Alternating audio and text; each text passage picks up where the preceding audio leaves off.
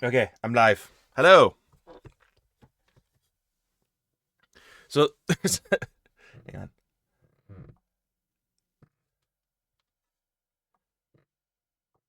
Oh, hang on. Why did I do that? Technology is confusing. Okay. Awesome. Firstly, if I'm coughing a lot, I apologize. It's not that I'm sick. I don't think. I might be it might turn out I'm sick. We'll see. But I ate too fast. So like I got to hurry to stream. Oh crap. So, um yeah. So apologies for that beforehand. But also, who cares? All right.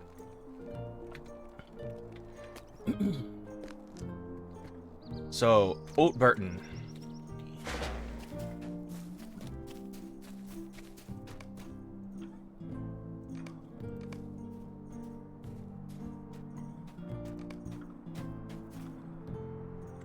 I keep wondering, maybe I should do the war effort, but at the same time,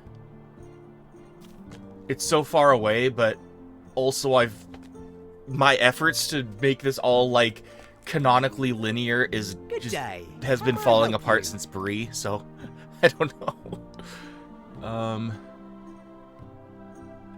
Got a clover. Turningur. Oh wait, what did that say? What did that say? I want to read that.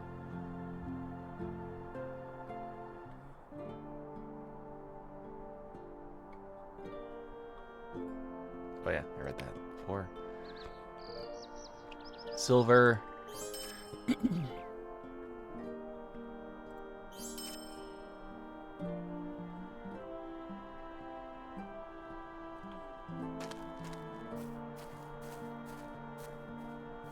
Erunam. Alright.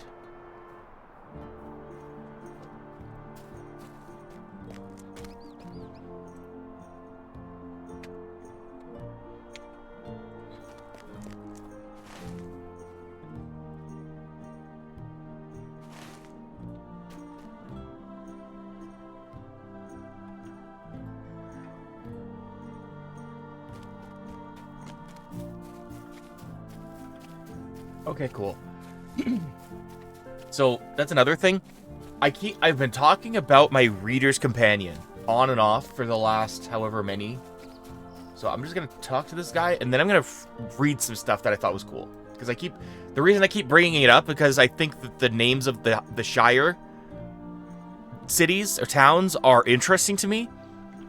But I've been talking about it since I was in the Shire. So I should just read it. And get it done. Now that I've found my book in the most obvious place. It was like between like it wasn't with my Lord of the Rings books. It was like with like next to like my Dune books and the next series next to it, which I don't even remember is what's next to it right now. But anyways. So Nibs Chub. Mercy me! Will you hear me out? The North Moors are a dangerous place. Not 2 days ago. Saw a wolf right on the border of Oatbarton. I haven't heard not like it since the fell winter. Though I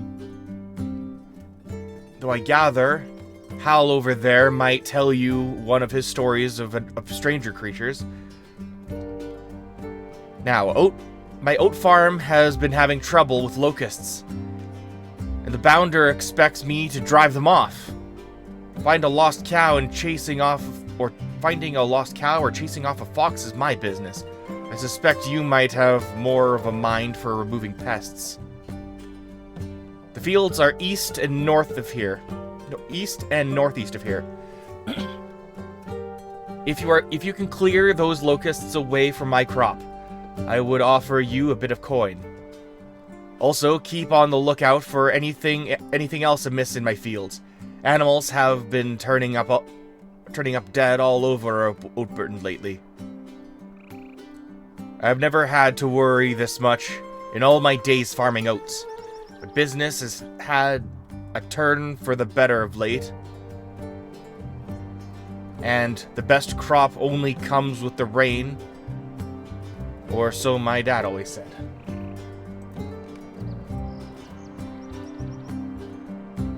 Hello? Did you need anything? Oh, mercy. Have you cleared out those locusts, Rilmore? Remember, you won't be seeing a penny until all the work's done. My fields are just to the east and northeast of here, if you're forgotten. Oats of the West Farthing. Gracious me, I need your help. Wait, Oat Barton's in the West Farthing? I thought it was the North Farthing. I don't know anything.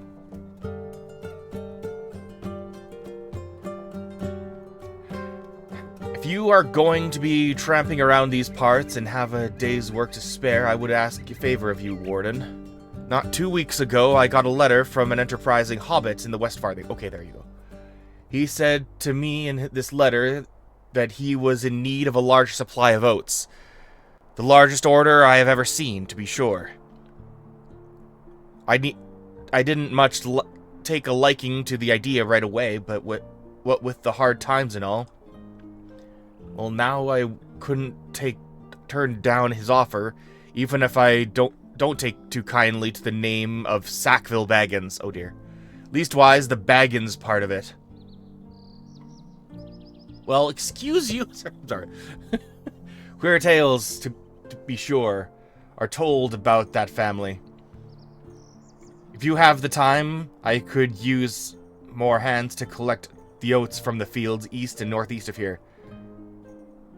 I would get out there myself, but with all those nasty bugs, well, pardon my saying it, but your clothes look more to the task, well, with being dressed for fighting and all.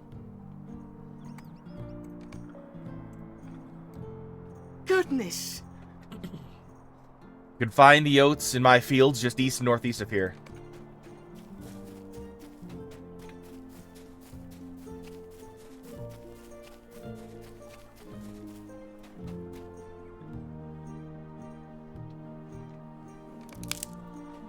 Okay.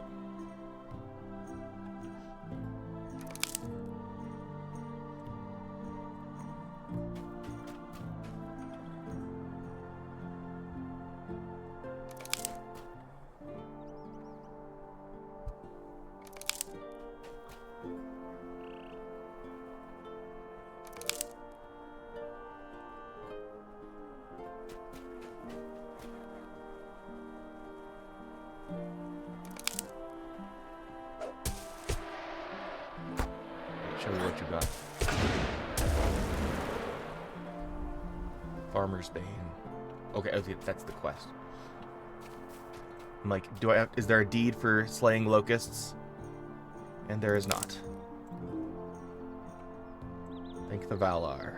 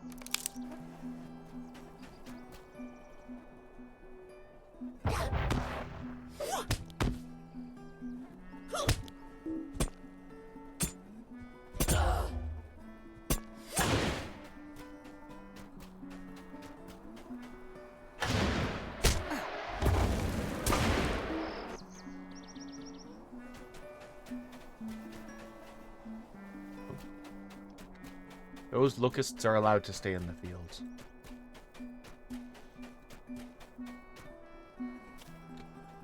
Whoa! Oh dear.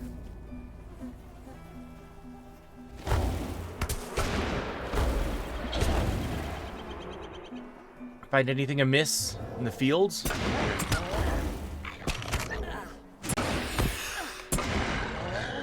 Found something amiss in Nibs Chubb's field. Oops.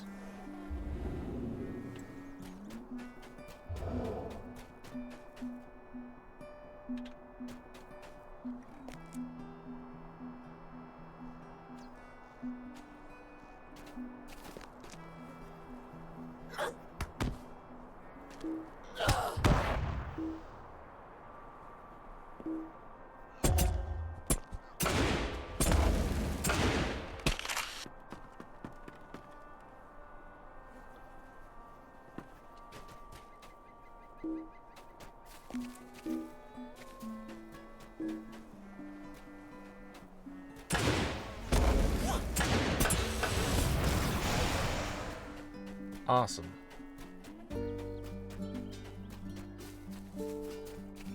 Stop following me.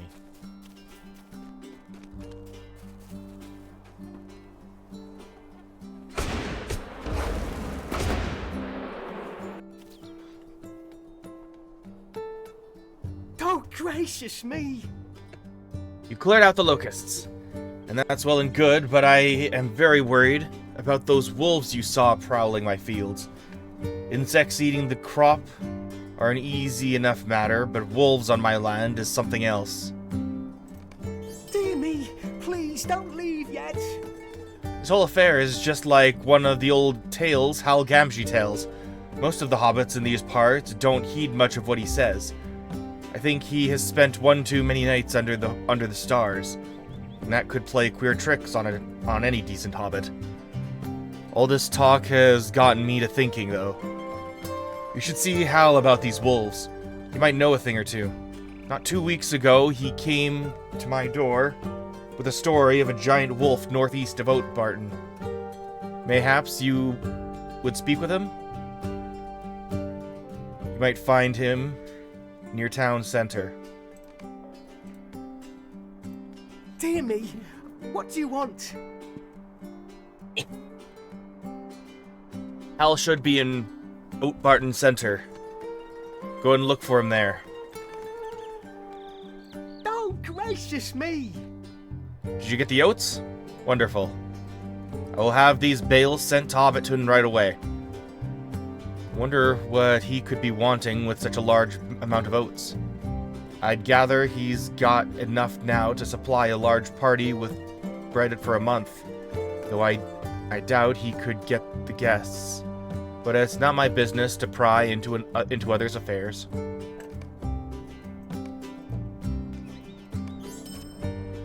Dear me, what do you want?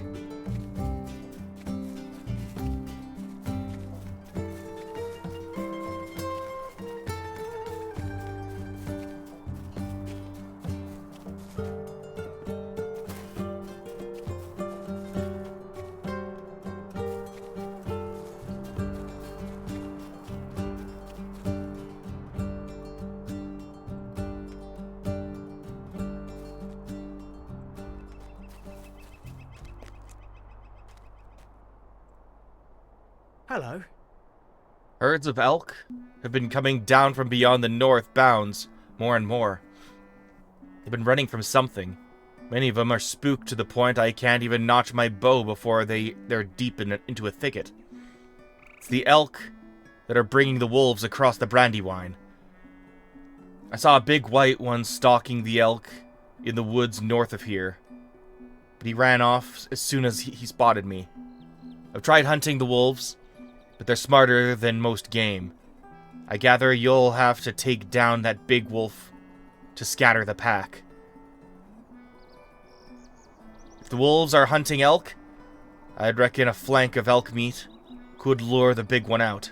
A herd of young greensward hind is usually grazing in the old orchard in the north of Oatbarton. You should try hunting there for the elk meat. Is there something I can do for you? Did you find that elk flank yet? Young greensward elk often graze on the fallen apples in the old orchard just north of here. Not yet.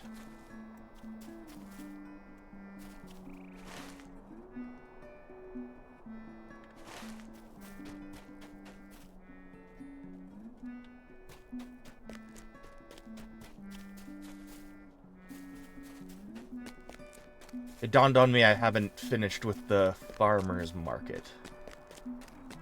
Yeah, I'm gonna go back to the farmer's market.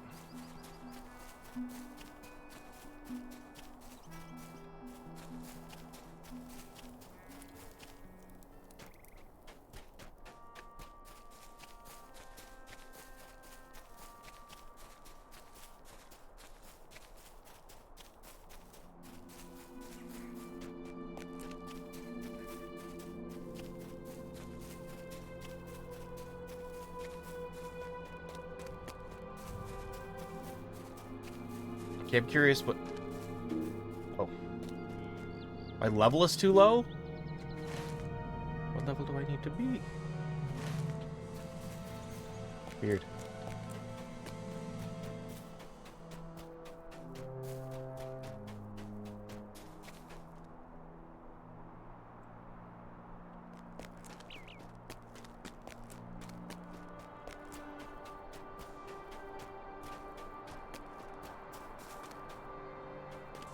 Okay, here we go. I've teased it long enough. And people can, like, look this up on Wikipedia, I'm sure. I didn't see if it was on Wikipedia, but I just thought it was kind of cool because it goes into because considering Tolkien was a linguist, I think it's kind of neat that he had a name for literally, like, every location, like, completely thought out, including Shire places, because usually, like, Shire locations are kind of, like, the closest we have to, you know, Western's kind of, like, the closest to English, because it's, like, the least translated, but at the same time, it's, like, Hobbits did have their own language, but it's, like, the closest to Old English, so. Anywho. I just thought I'd do that really quick. Okay. So, pull out your, map of the Shire. Okay.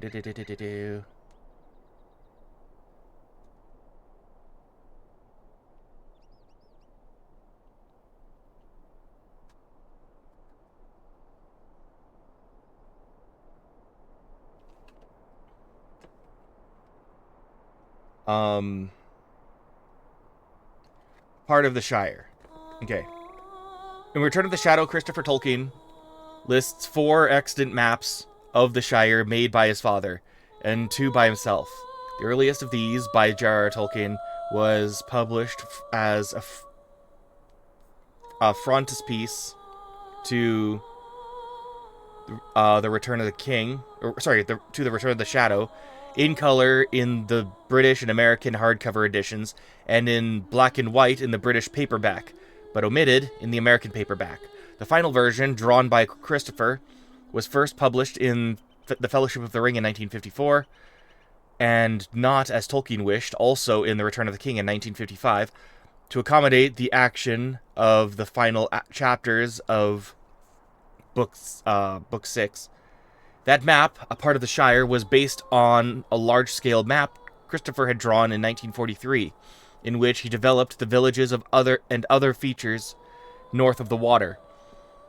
In that part of the map, in that part of the 1954 map are No Bottle, Little Delving, Needlehole, Rushock Bog, Bindlebowl Wood, Oat Barton, Dwalling, Brocken Borings, and Scary, with an adjoining quarry.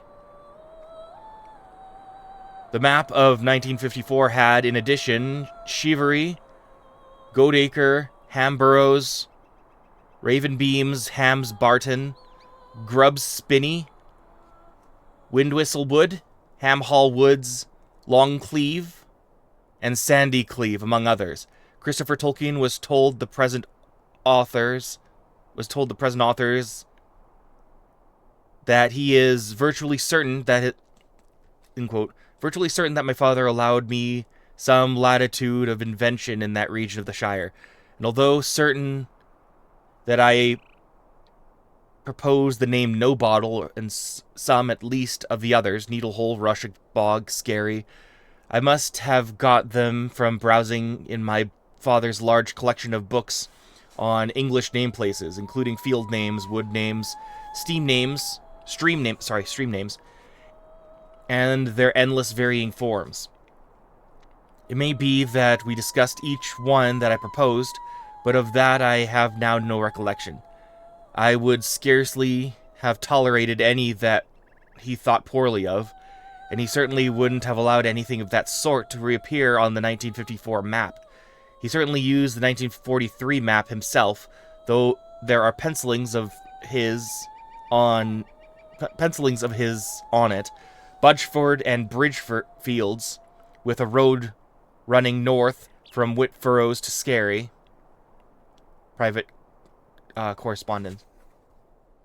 According to the Took family tree in Appendix C, Bandaboris Took, the bull roarer, had many descendants, including the North Tooks and of Longcleve, and Peregrine Took eventually married Diamond of Longcleve.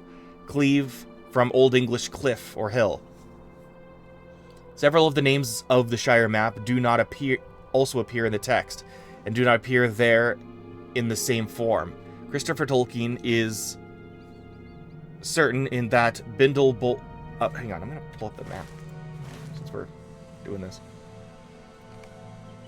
So, like, here's Longcleve. Yeah. Okay.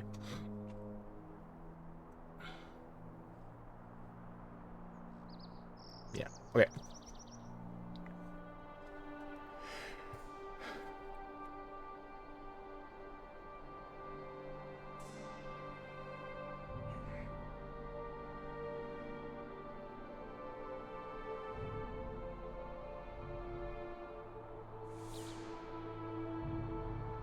I think that's Bindle Bowl, right? Or whatever. I don't... Okay.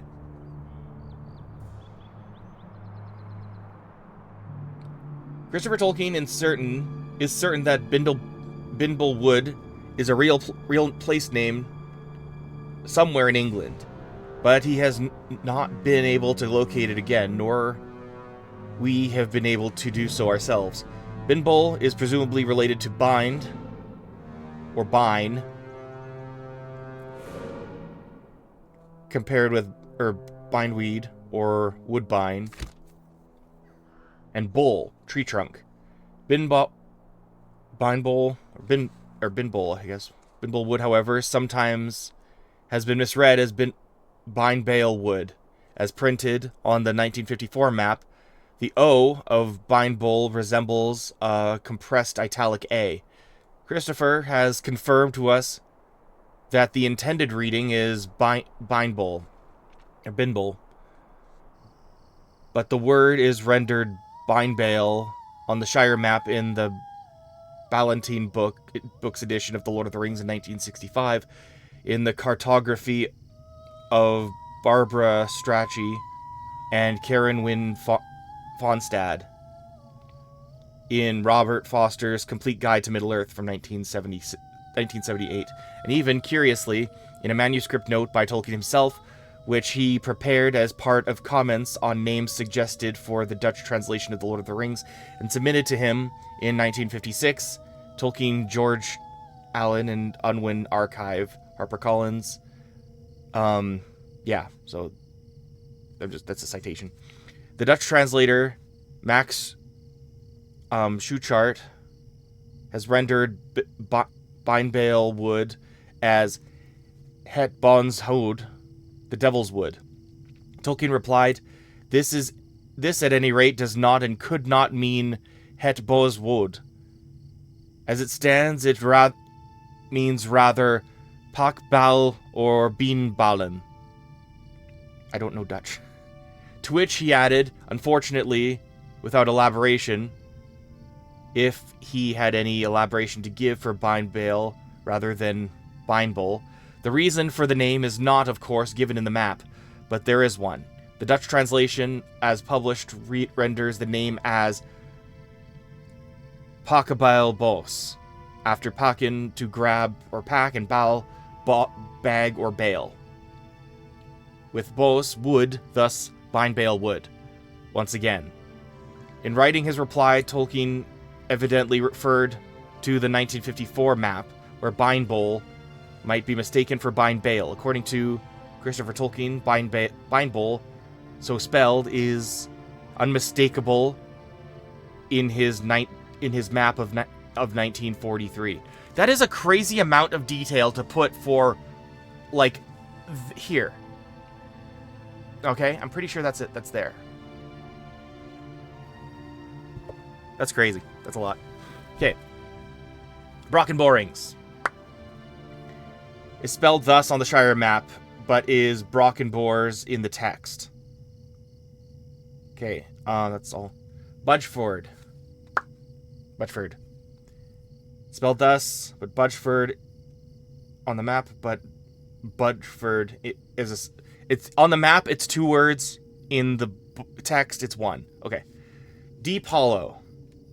I don't know where Deep Hollow is.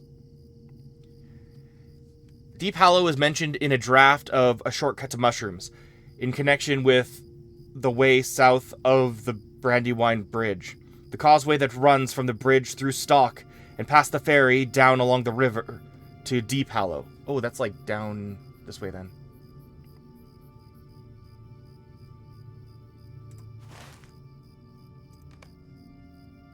Yeah, okay, makes sense.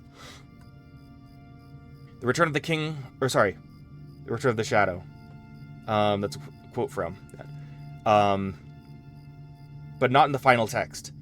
In his notes to the Dutch translator, Tolkien says that Deep Hollow is not clear in etymology, not meant to be, not all names are, but probably contains the Old English element hall, or hale, recess, a piece of land half enclosed by slopes, woods, or a river bend, as well as also in Woodhall. Deep Hollow is in the angle between Shireborn and Brandywine. Dwalling. That's in Evendim.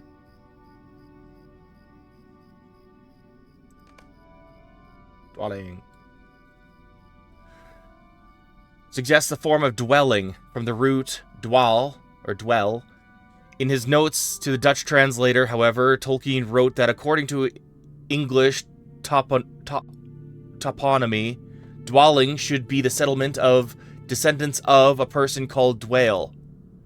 Probably a nickname, and therefore also probably uncomplimentary. Older English dwale or dull. The latter word is cognate with Gothic dwals, foolish, which appears in Tolkien's Gothicization.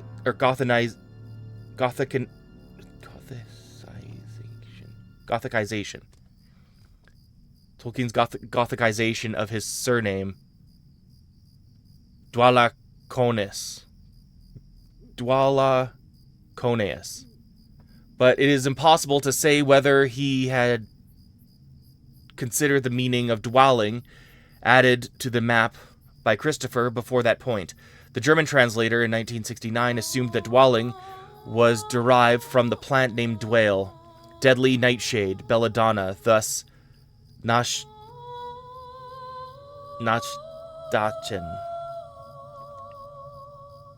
Girdley Island is so named probably because it is girdled or enclosed by the branching river Brandywine. Girdley contains the element E, small island, from Old Norse. Green Hill Country. A lot of these don't appear in the game, but that's okay. So Green Hill Country. That's along here. That's all this. Is spelled thus in the map with a hyphen, but Green Hill Country in the text. Okay. The village Little Delving is the smaller companion of Mickle Delving on the White Downs. like other Hobbit place names containing an element delve, related to digging. So yeah, they're kind of like I guess that's like a suburb then. Something to that effect. Needlehole is also the name of a village in Gloucestershire. Its element, needle plus hole, are simple, but hole, again, suggests the Hobbit tendency to dig. Maybe that's why the dwarves are staying there now. Newbury, Newburgh or Castle, is a name also found in Berkshire. In The Treason of Isengard, Christopher Tolkien notes that his father allowed him to add Nobottle after the name of a village in Northamptonshire to his 1943 Shire map. Nobottle is related to Newbold and Nobold, new building, from Old English bold, or bottle, building. Though in 1943, Christopher was under the impression that the name was meant that the village was so poor and remote that it did not even possess an inn. In nomenclature, Tolkien cautions that the element bottle, as also in hard bottle, is not connected to bottle or glass, as in glass container. That's cool. So it's like no building. Hard building. Interesting. Oatbarton. That's where I am. Combines oat for the grain with the common English place name element Barton, from English Beretun or Bertun, generally corn farm, from berry or barley and corn, plus tun, enclosure. Later, usually outlying grange, demesne, farm. The artist of the Shire map in the 1965 Ballantine Books edition of The Lord of the Rings misread Oatbarton for Catbarton. Sorry, Catbarian. Catbarian. Interesting. In the name Overbourne Marshes, the element born is straightforward stream, from Old English burna, and is common in English river. English and place names. English river and place names. As some readers have remarked, the marshes are indeed over, across, and bourne, stream, i.e. the river Shireborn. See below. But Old English, ofer, border, margin, edge, brink, riverbank is well attested. Pincup. Tolkien wrote to the Dutch translator, would of course not be analyzable by a modern Englishman, but is of a well-known pattern containing bird/animal name and hop, recess, retreat. In this case, the bird name is Pinnock, pink, a finch or sparrow. Rushy is spelled thus on the map, but is Rushy with an E, Rushey, in the text. Rushuk of Rushuk Bog. Where is it? Well, it's this is the bog. Is also the name of villages of Worcestershire and Herefordshire. I don't Herefordshire. I don't know. I wish I would prepared for the pronunciations. I know some. It is related to Old English Riska or Riksuk, a rushy place, a rush bed. In his notes for the Dutch translator, Tolkien wrote that Rushuk is a derivative of rush, a water plant, or from rush plus hassock, i.e. Old English hasuk, coarse grass. Shireborn, this is a big one. Contains, like Overbourne, bourne, stream, but it has nothing to do with the Shire. It represents a genuine river name, ancient Skire Burna, Bright Spring, or Bright Spring or Bright Stream, from Old English skir, bright, clear, pure. Tolkien notes to the translator. The Cambridge Dictionary of English Place Names notes that Old English Burna was used normally for a stream not large enough to be called a river, used especially for streams with clear water, flowing over gravelly river. For a stream not large enough to be called a river, used especially for streams with clear water, flowing over gravelly beds from springs, with seasonally variable flow and distinctive plant association. Though for hobbits, it evidently was large enough to be called a river, and that's funny because they're small, and is so labeled on the Shire map. The river Shireborn, which runs by Coventry in Warwickshire, was recorded in the 14th century as Shireburn or Shireborn, among other spellings. Tolkien expanded the geography of this part of the Shire in his preface to the Adventures of Tom Bombadil and other verses from the Red Book in 1962. In regard to his poem, Bombadil Goes Boating, which I recommend reading, by the way. Total tangent. But I read that before doing the Old Forest in the game, and it's like, yeah, did you know that Tom actually leaves the forest? He actually does stuff. Also, he's friend of Farmer Maggot. You know you're the goat when you are friends with, Tom Bombadil, and he comes to visit you. What a cool dude. Anyway, Standelf combines Old English stan, as in stone or stones, and delf, digging, mine, quarry, ditch. Thus Stangadelf, quarry, compare stony delf in Warwickshire. In a draft of A Conspiracy Unmasked, the main road to Buckland is described as running from the bridge to Standelf and Haysend. Christopher Tolkien writes in The Return of the Shadow, Standelf is never mentioned in the text of Lord of the Rings, though marked on my father's map of the Shire and on both of mine for 1943 and 1954. On all three, the road stops there and does not continue to Haysend, which is not shown as a village or any sort of habitation.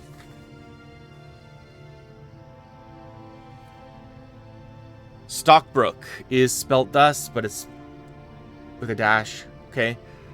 Thistlebrook is presumably a place around which thistles grow. The 3 farthing stone, which is here, right? Yeah, 3 farthing stone. I knew it. I know my Shire. Is spelt thus on the map, without a hyphen.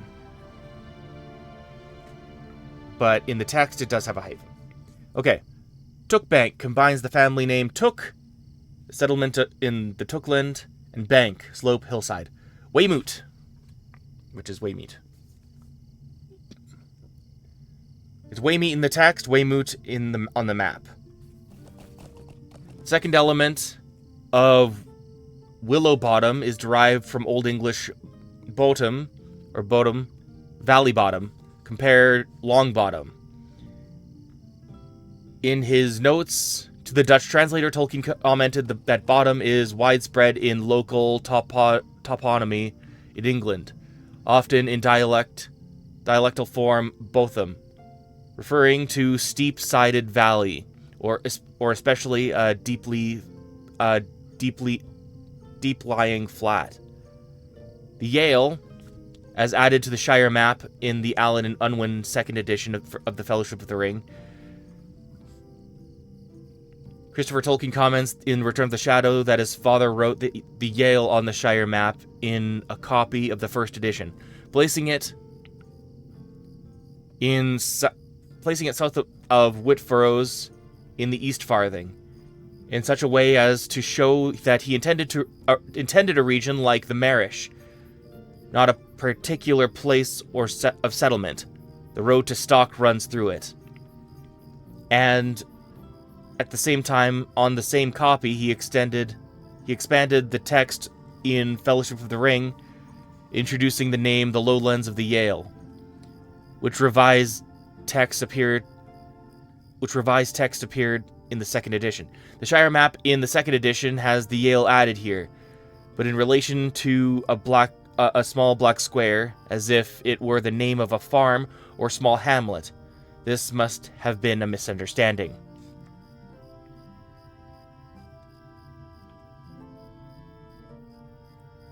That is a lot of details.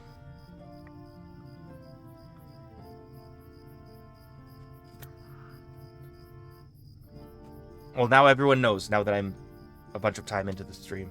40 minutes into the stream. So, anyways, hope that was manageable. I just think that stuff's kind of cool. It's been a long time since I've been reading a bunch of that, but like, I think it's really neat. And I kind of like there's a part of me that wants to like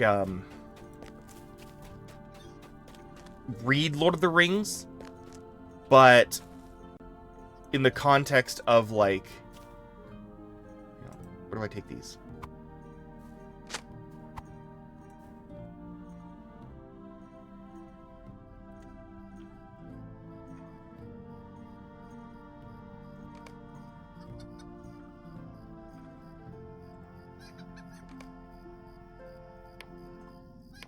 Like, I won't do it. Like, I'm gonna play the game, but I just think that that kind of stuff is kind of neat.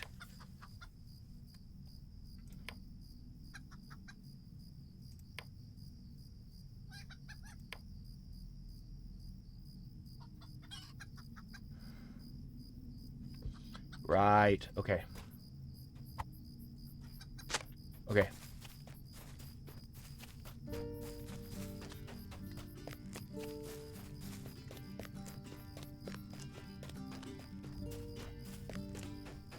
Like, those are places you never go. They like the hobbits never go. They go through Tookland and then through the Green Hill country. Like, they don't go through like the main settlements of the Shire. But still, he felt the need to go all in on all those location names. And the hobbits themselves have a lot of details as well for that kind of thing.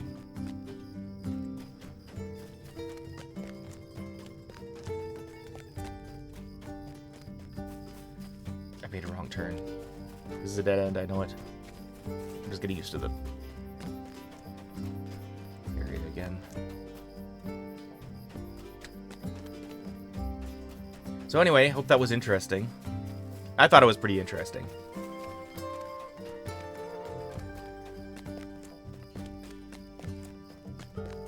Okay.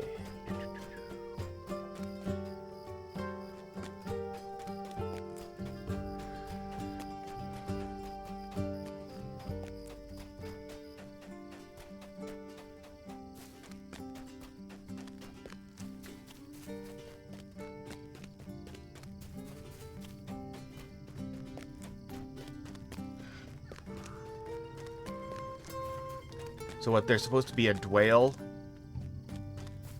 or dwale in dwelling.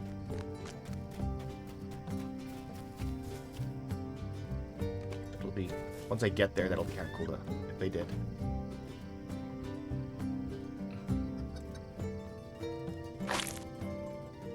With the grapes in the tub, now it is time to crush them.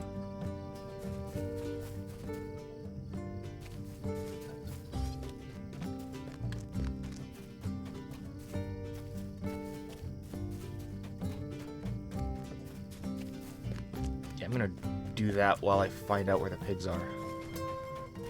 Oh. They're literally right there. Okay.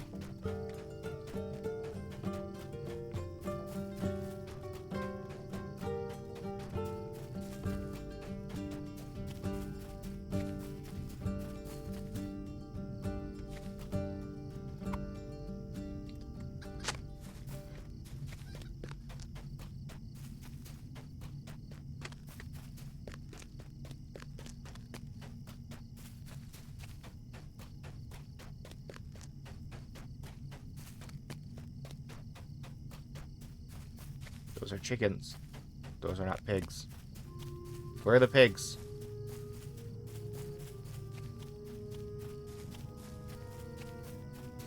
There they are. Take that. Swine.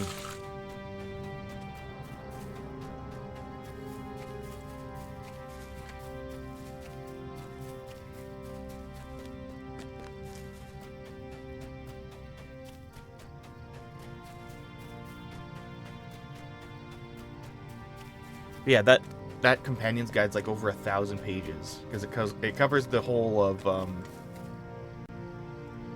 the entire trilogy and the appendices, but it's like details of everything. Like once there's a line, it's like, okay, so let me explain this, and then it's like 2 pages later. It's like, so that's why there was that statue there relating to something he wrote in his notes. Like that's what I love about being able to play this, is like there's so much cool stuff in Middle-earth that we never got to see in narrative form. You know what I mean? Like we never got to see those stories be told, and Christopher never wrote them himself. He was just kind of a curator rather than a storyteller. And so that's what I like about the Lord of the Rings Online, being able to, you know, do that. Like, actually go to these places.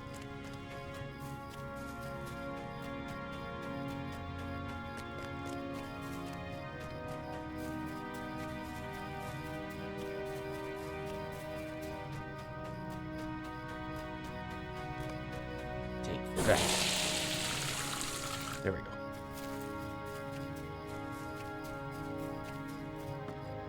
A lovely day, isn't it? Can hear the happy grunting from here. Hello there. Might I speak with you a moment? The pigs are the happiest I've seen them in a long time. I think the mud is the thickest I've ever seen.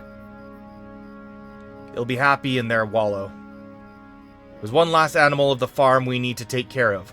The cows. There's not much we need to do than bring some feed over and fill the troughs. We've had some problem with the feed lately, though. Shrews. If you could drive off a group of the shrews while you're picking up the feed, then fill the troughs, I think the animals will all be ready for the market. Oh, good day. I know the shrews have got to eat too, but without that feed, we don't have cows, and no cows means no milk, cheese, butter, or cream. Right. That is why the shrews must die. In the name of cheese, I shall slay thee.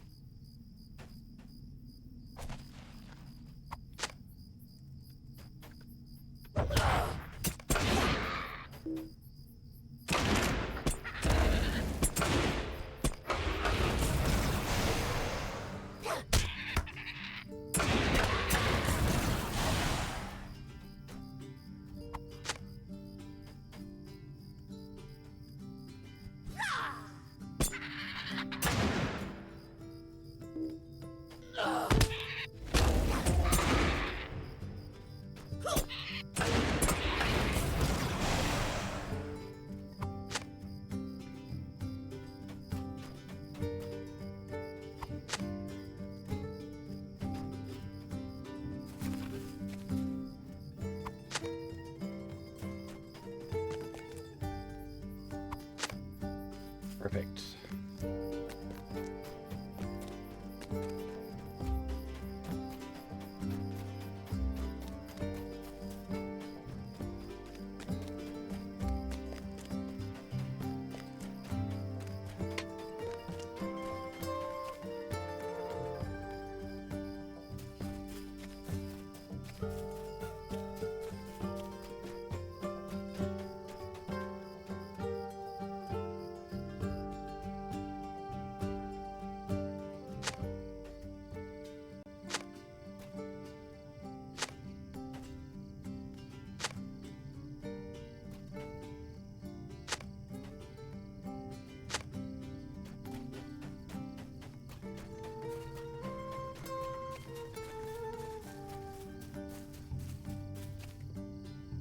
A lovely day, isn't it? The troughs filled and the cows fed. The animals are now all ready for the market. Good day. Might I have a word with you? The sheep and chickens are back in their pens, the pigs have been mudded, and the cows are fed. I dare say we are ready for the market. Please go and let Albin North Cotton know that we are ready. How do you do? Let him know we're ready for the market.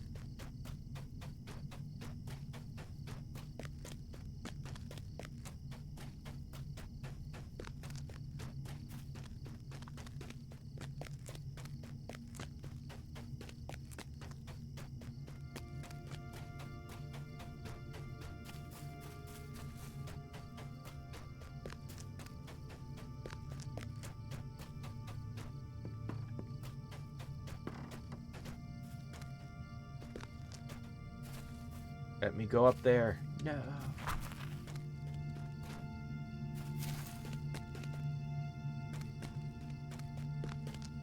Okay, fine.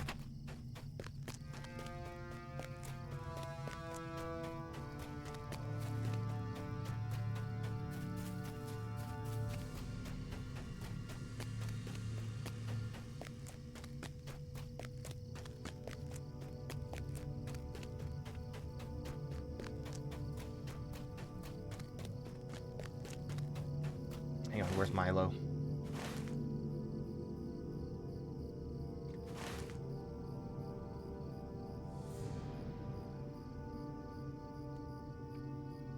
He's way up there. Okay.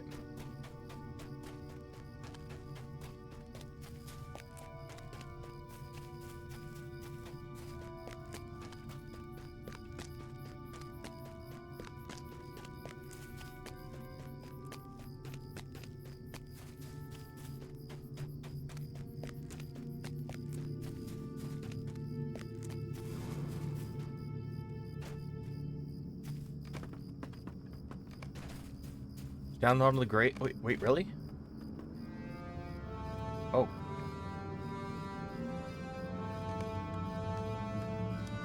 You're standing on the grapes. The grapes squish between your toes. I'm wearing boots.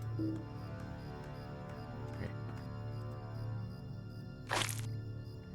You have a batch of freshly crushed grapes ready to be made into jam.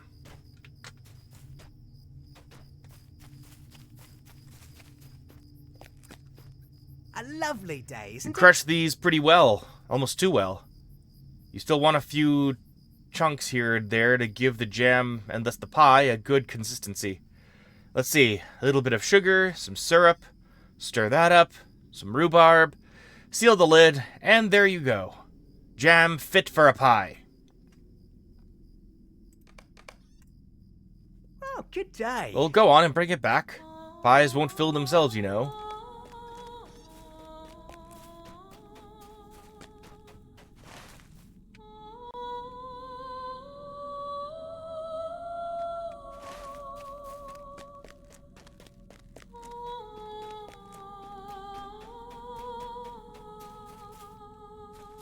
Good day. This jam is delicious. Usually we would let it sit and thicken for a few days before using it, but we don't have time for that this year. Now I believe that eggs are next on the list. Hello there. The Might next I step- speak with you a moment? The next step is to get eggs. Eggs are used to make a wash that goes over the top of the pie. This makes it cook golden brown and gives the top that delicious crunch. Eggs are, of course, laid by chickens. You can find them over by the animal pens to the east. You'll need several eggs if I am I'll need several eggs if I am to make all the pies I need to for the market. Good day. The chickens should be used to people removing the eggs by now. I sure hope so.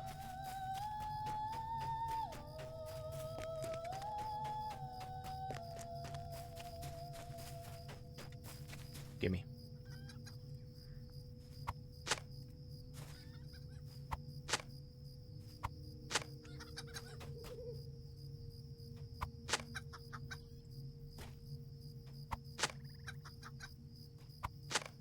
Okay.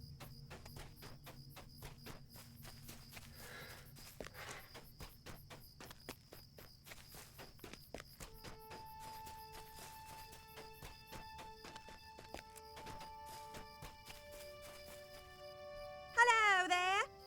Just enough to meet my needs. Excellent. Now only the butter is left.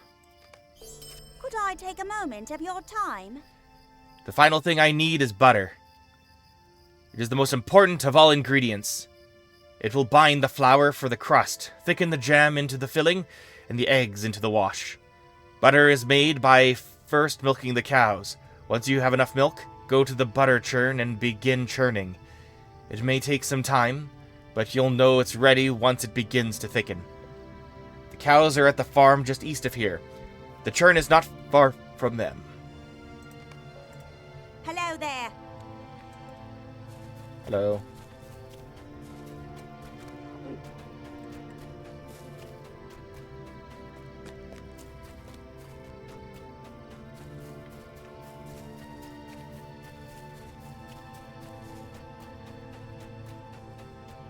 Hello, guys. A cow.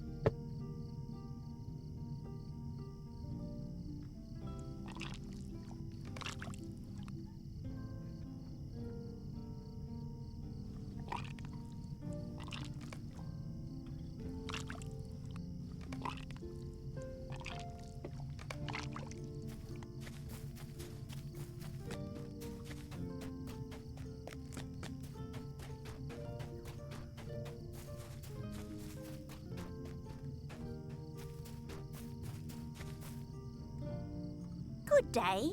The fresher the butter, the better the pies, I'd always say. Now let's get these put into the oven.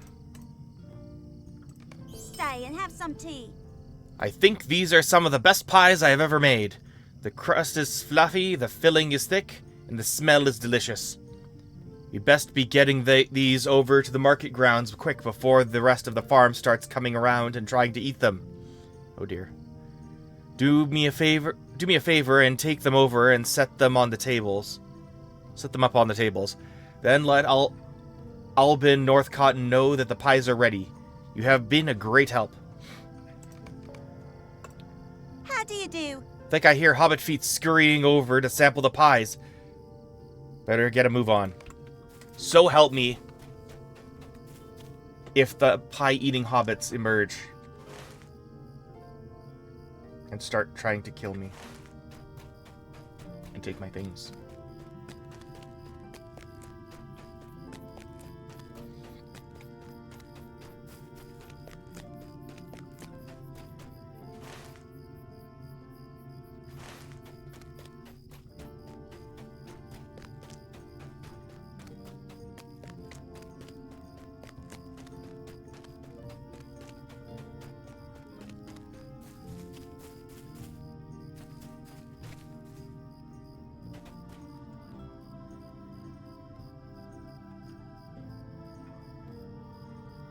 There's a lot of work to do on the farm. A lovely day, isn't it? With these cleaned up and stored for the winter, we can now focus on other areas that need a little help. Good day. Might I have a word with you? With the tools put away and the field in good shape, I want to make sure that the market grounds are ready for everyone who will come. The layout of all the tables and stalls is good. I haven't had time to clean around the edges though. A lot of weeds have grown up around there over the summer. If you could go and pull those for me, I would really appreciate it. It will help the main market or area look so much nicer. How do you do? Those weeds won't pull themselves. It would make my job a whole lot easier if they did. Trust me. It's for the market. Hello there. Might I speak with you a moment? We cannot have this. We just cannot. Do you see how dark it is here? The market lasts well into the night, even after second supper sometimes. If people cannot see where they are going, someone could get hurt. The lamps along the pathways need to be lit and to stay that way. If you go out and light them for me, I would appreciate it greatly. A lovely day, isn't it? The lamps must burn the whole night through.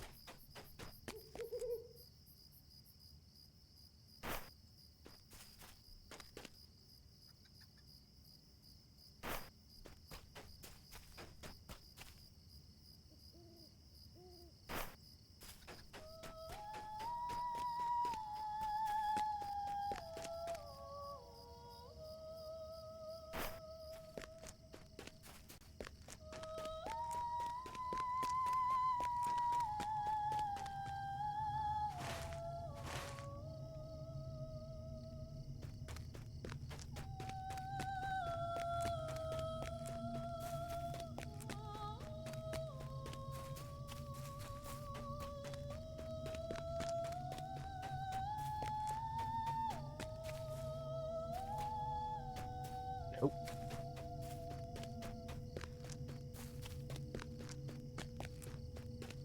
I'm never learning my way through this place.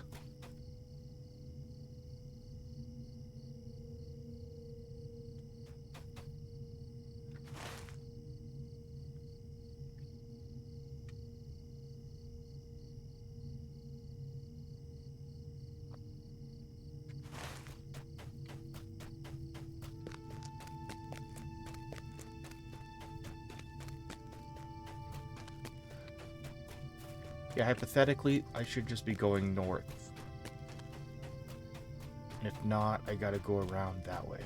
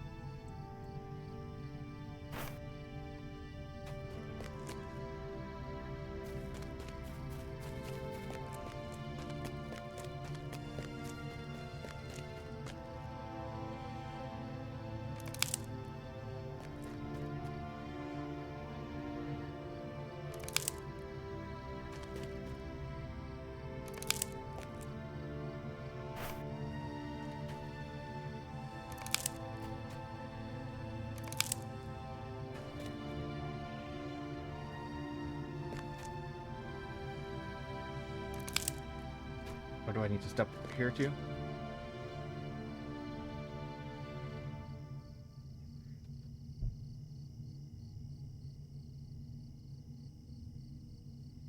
Or not? Wait, that is not grapes. That is dirt. I can't tell the difference anymore.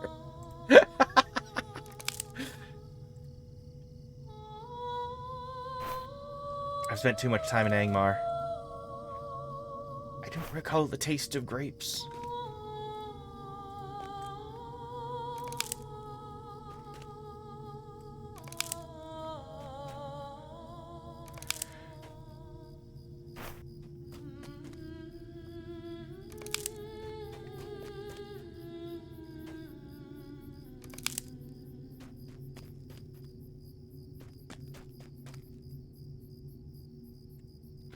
Albin.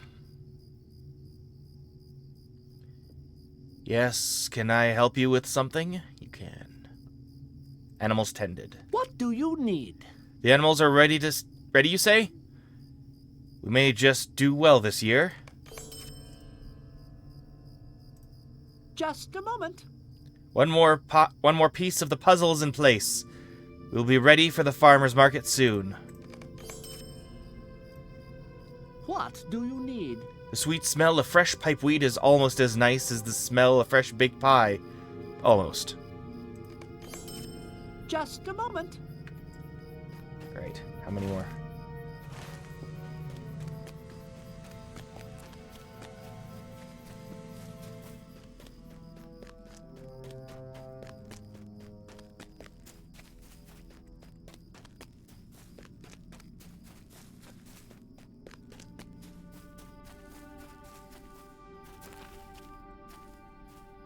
Okay. How do you do? So, the paths are all lit? Good. Now those wandering after dessert have nothing to fear. A lovely day, isn't it? Good. The market ground is in fair shape. Now a surprise for the kids. Good day. Might I have a word with you? The market grounds are mostly ready, but there is another thing we must do first.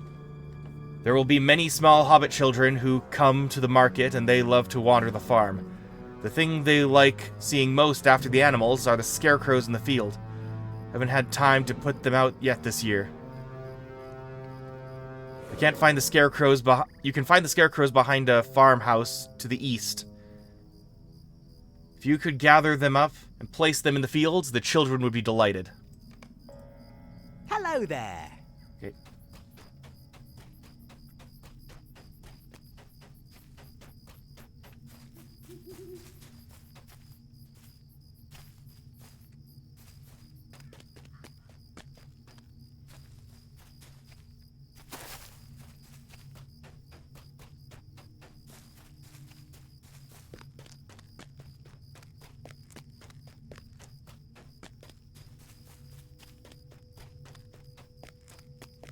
How far east?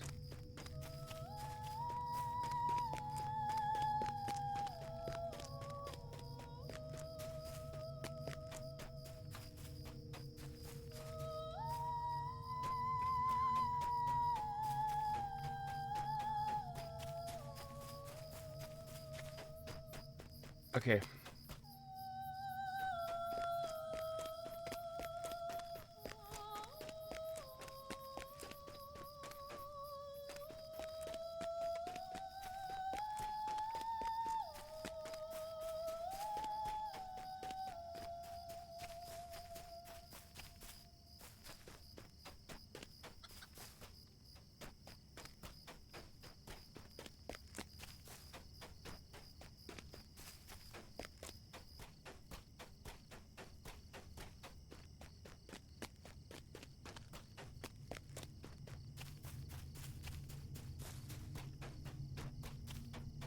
I don't know where to go. Father, guide my sword.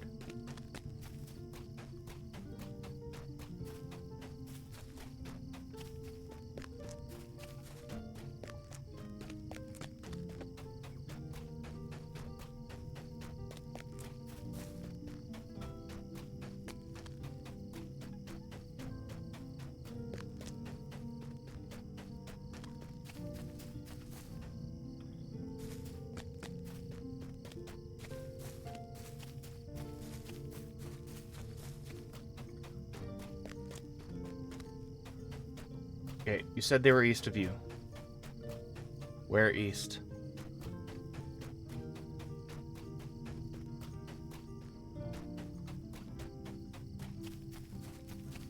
Reveal your secrets.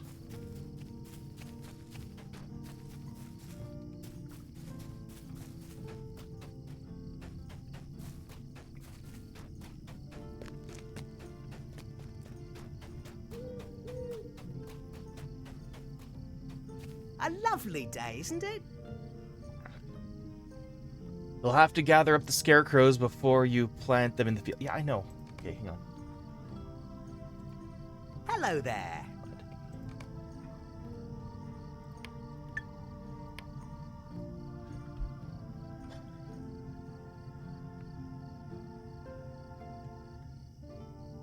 Behind a farmhouse to the east. Oh, the red. Okay.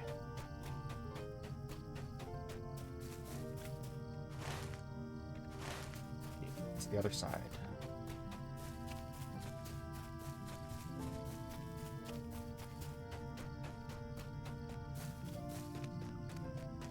See one of these buggers. One of you. There they are. All the scarecrows.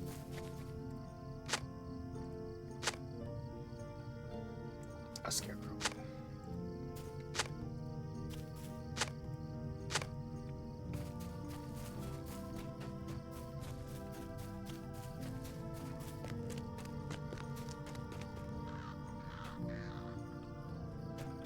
Mound of dirt.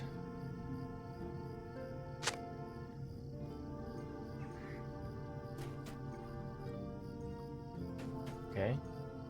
Planted the scarecrows.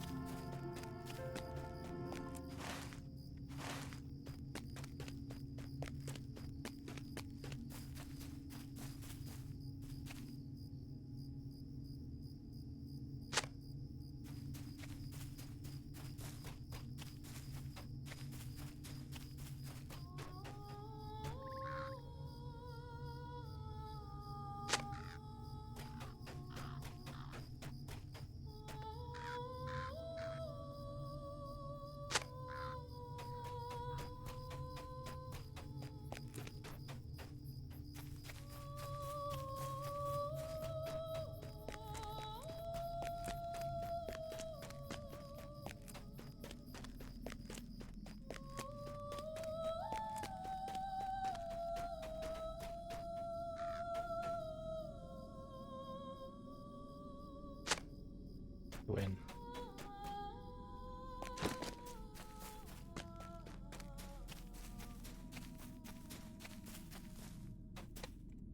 How do you do? The children will love seeing the scarecrows. It gives them a happy little fright. Stay and have some tea. With the scarecrows in place, there's only one thing left. One last thing I want to do. I wandered by the market area, and while it looked nice, I think it could use some sprucing up. I'd like to add some flowers to the area. That will give it a splash of color, brightness, and cheer. I think that that will finish the lot preparations. I noticed several flowers around the farm that I think would look very good at the market grounds. Gather some up and place them in the planters. Be careful though. Don't know what else might come crawling up out of the hole you make when you yank the flower out. What's that supposed to mean? Hello there. Flowers can be found around the farm. Okay, great. That's wonderful. What will come crawling out?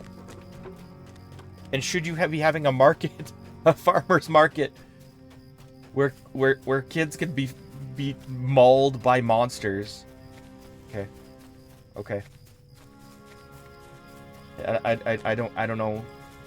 It's a Shire thing.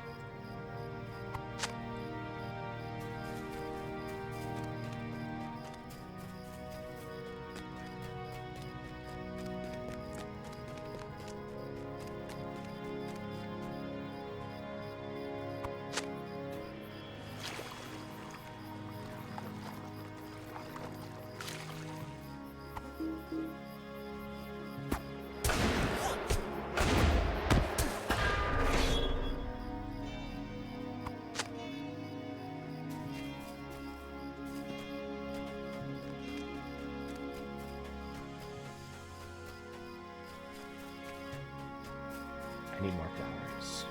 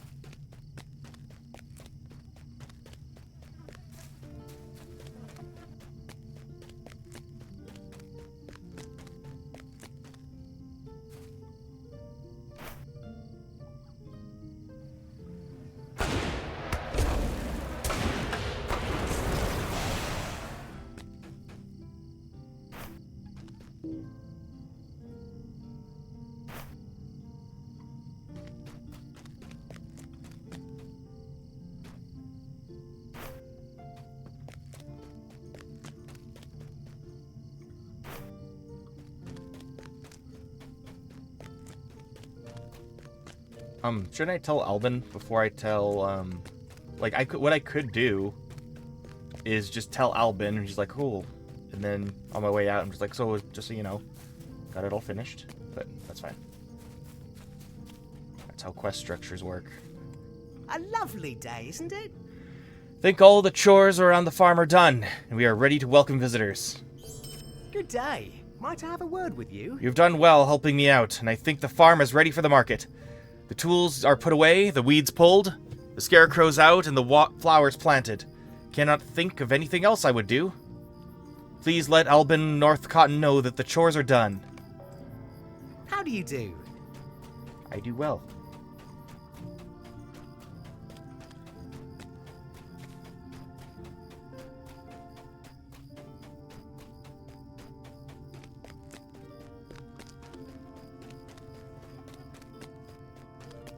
Don't do it.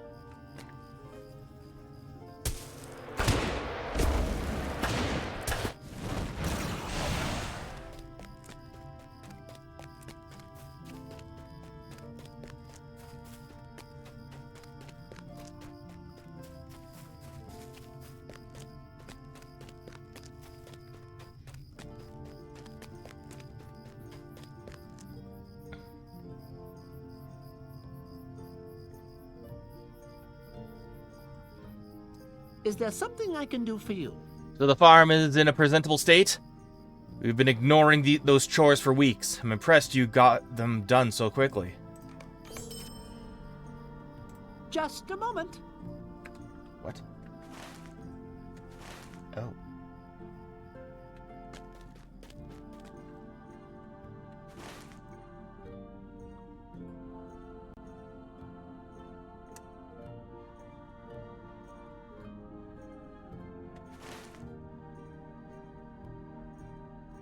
Oh, that's part of the quest. Okay.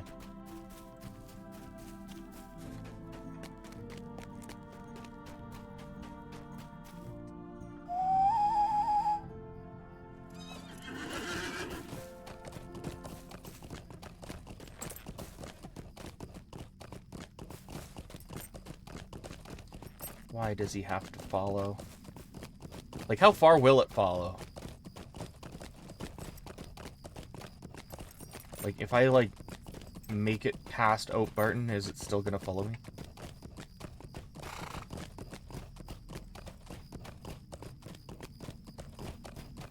Doesn't look like it. That's good.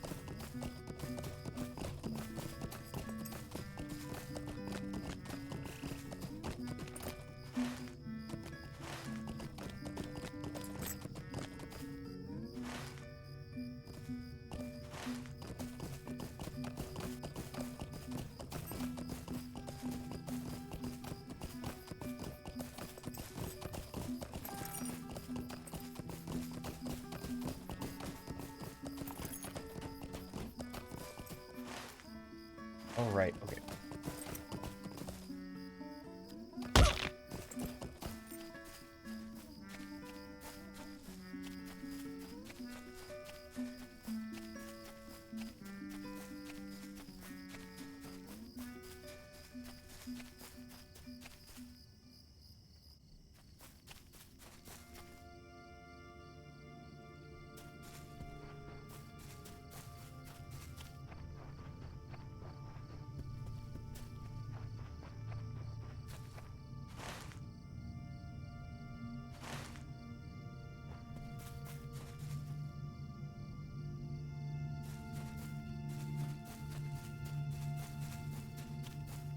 There it is.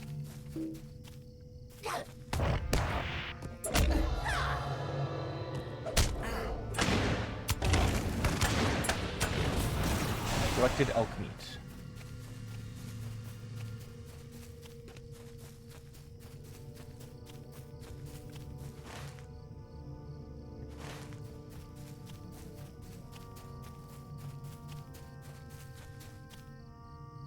Been beating the bounds for over a year now.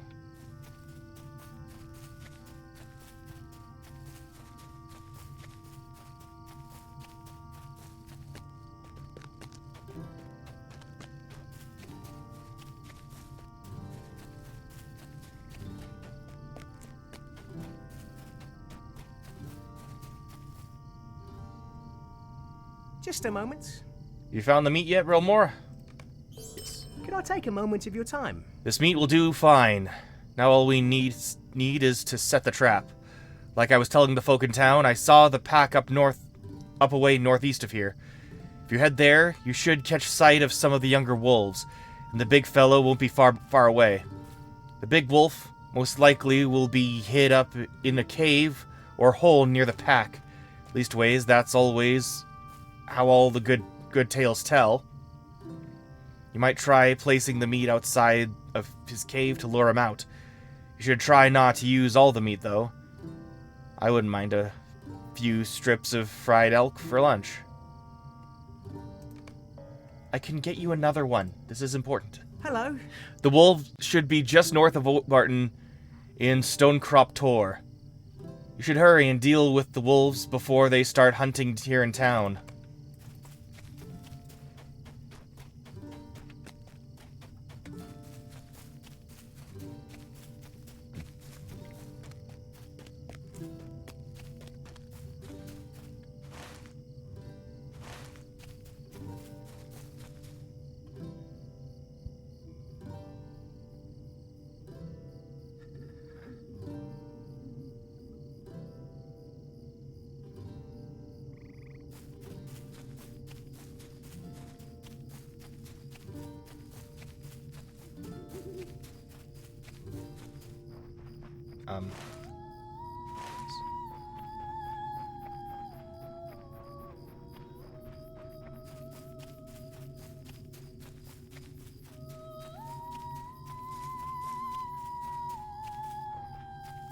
It's a rock. A large flat rock. It seems like a good place to put the elk meat. There he is. Bone Fang. Come along. Enjoy. Just kidding.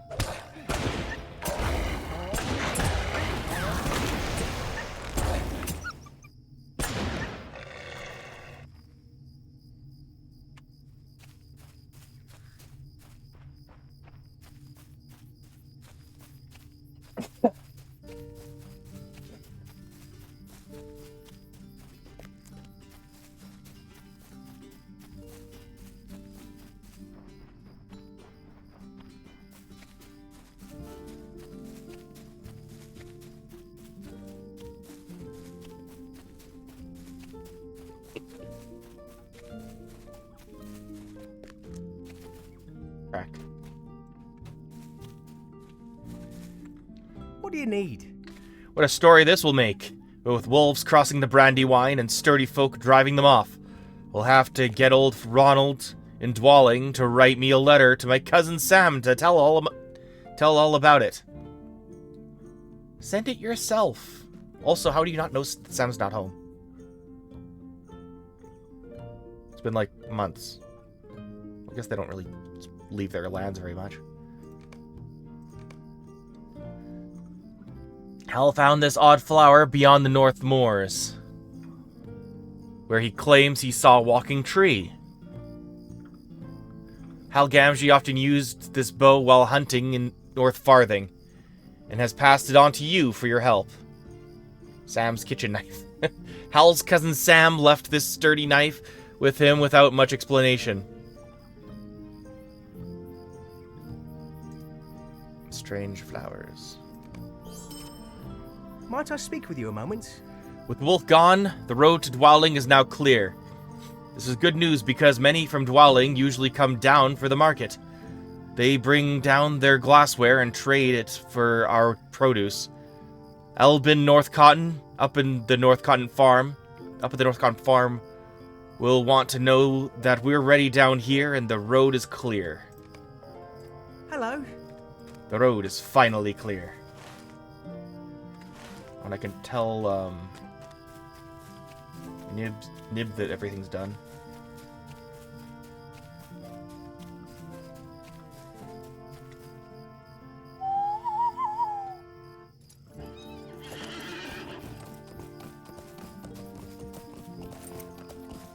Right? Well, it's a good thing the wolf matter is settled. I never would have finished the harvest with wolves prowling and hunting my fields.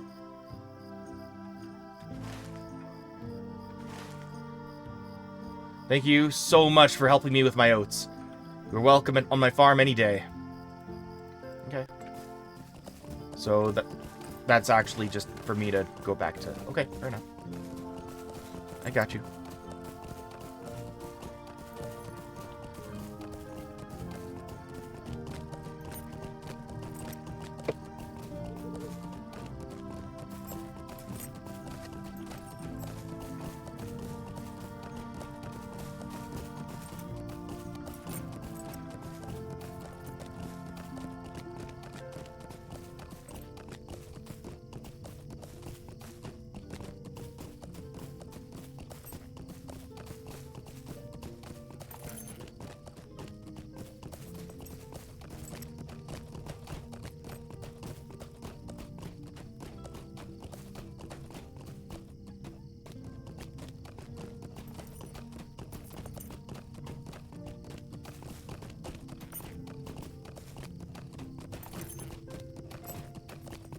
Now I finally understand the layout. Like, there's a circle here and like a circle there, so it's like an 8 shape. But now I'm done here, so it doesn't matter.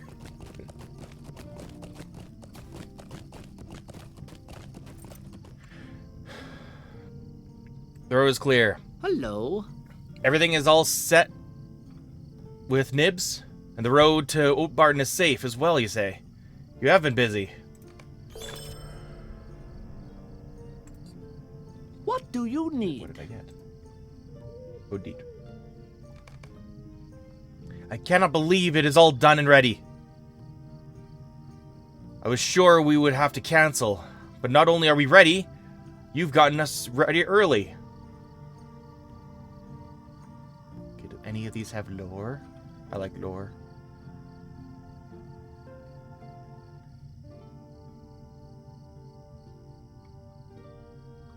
Nope.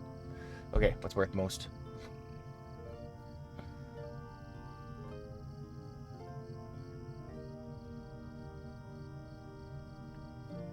It's 994. 994. Okay. Please, stay a moment. You have helped us greatly, and for that I am very thankful. I have one last thing to ask of you. The market will be opening tomorrow. I was hoping you would head up the road to Dwalling and let the hobbits there know that, thanks to some outstanding help, we are starting the market a little early this year. Just follow the road east from Eastbarton, and soon enough you will come to Dwalling. Find Hob Hilbro, and let him know.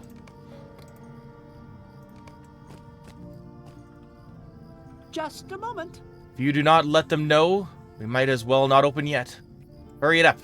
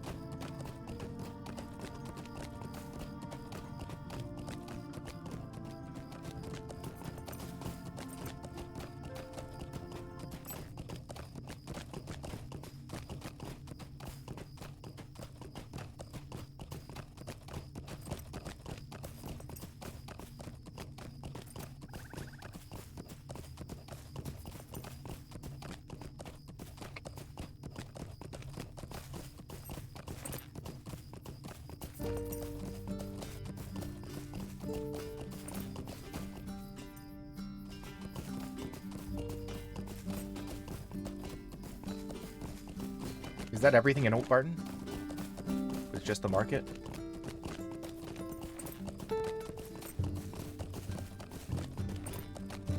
Good day. How Good may day. I help you?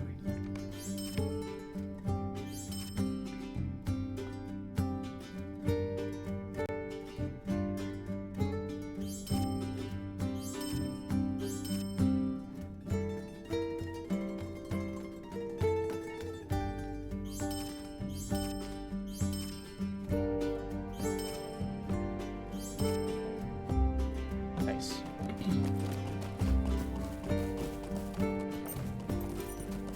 Can probably buy more storage just with gold, right? From once I get it my house again.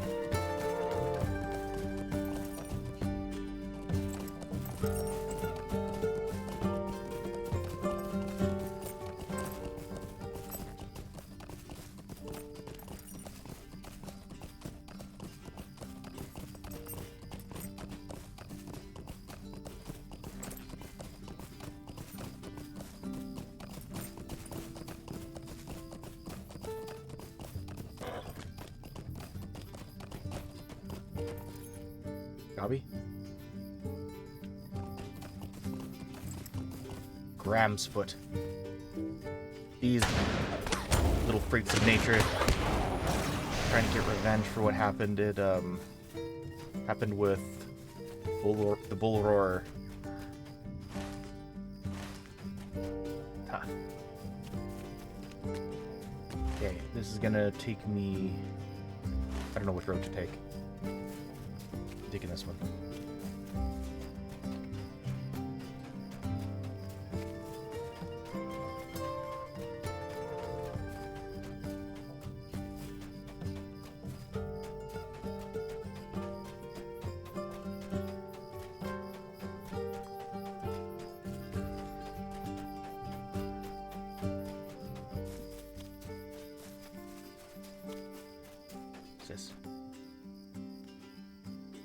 Chief's worker.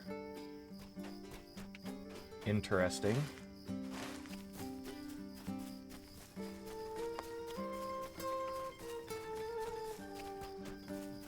Okay, new milestone. Glassblower's camp.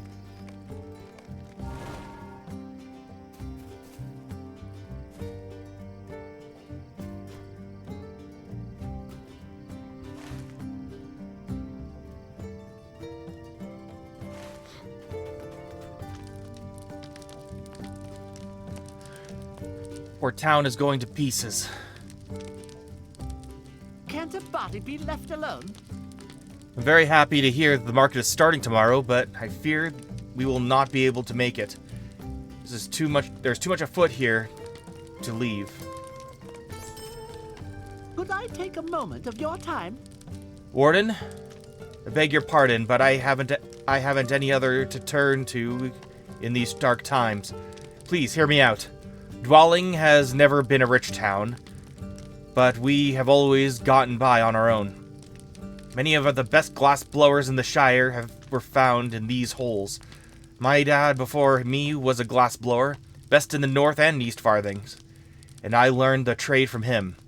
Recently, things turned for the worse for our little town. But with all the wild creatures about, folk are plain afraid of the North bounds nowadays. Most of the folk have moved away and sold off their property after business stopped. A hobbit out of the West Farthing sent letters and contracts up this way, purchasing holes and land until he bought up almost the whole town. That's when all the trouble began. I used to get my tools for glass blowing repaired by a dear old friend who lived in Dwelling. But he moved away not a week ago. Before he left, he swore he would finish fixing them up. If you would, head into Dwelling and see if he left them on his stoop. His hole was on the north side of town. The tools should be in a satchel or bag. I would be deeply in your debt. Huh, how rude! Have you gotten this satchel yet? Dwelling is just to the north of here. Donald. There he is, Dwale! He's a Dwale! Ronald. Please stay a moment.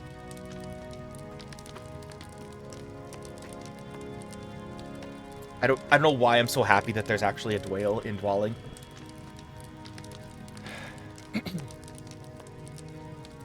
Must have been the beginning of fall. I was with my son on the banks of the Brandywine, enjoying the sun, a fine meal, and a full pipe, when he sat and played with his favorite toy, a piece of lead fashioned into a small dog, by the side of the river. Roverandom? It's Roverandom. Sorry.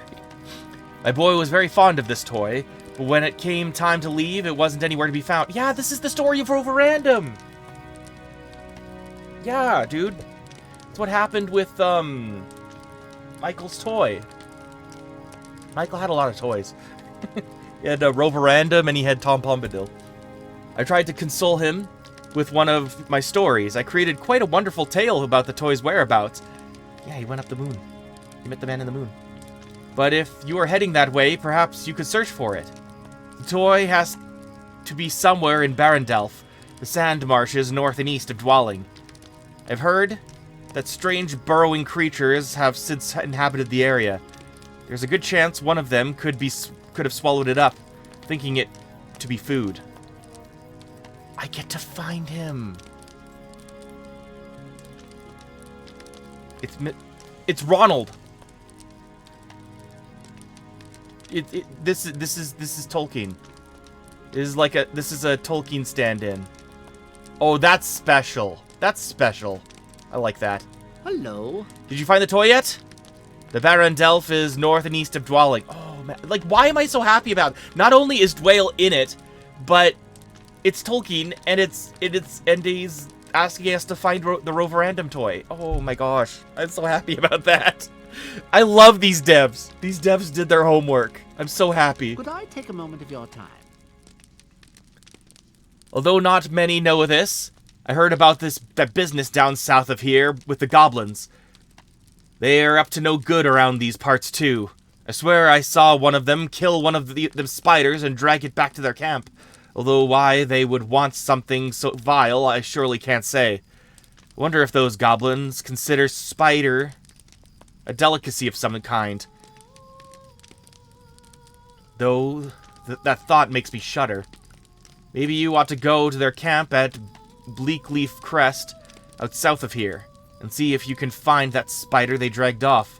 Mayhaps that spider corpse might tell us something about these goblins. It's been a foul day, it has. The goblins' camp? Oops. Okay. The goblins' camp is south of here, in the Bleak Crest. Go find that spider they dragged off. It might give a clue as to what the goblins are up to. Times have never been tougher in Dwelling.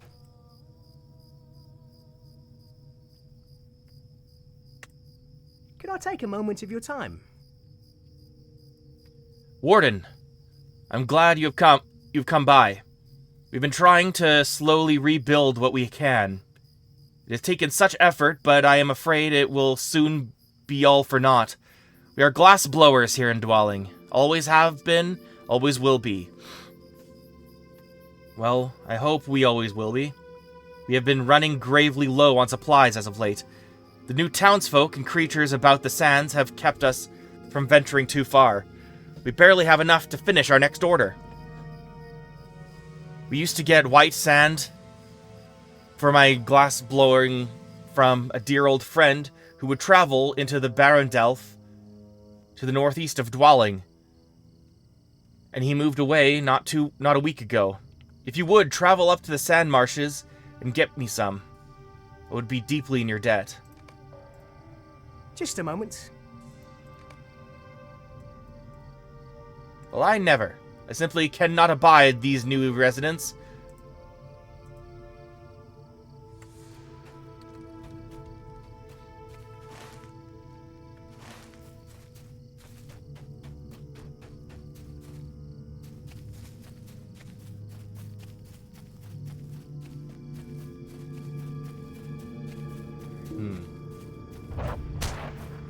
Are bandits the same as, grave robbers? Probably not.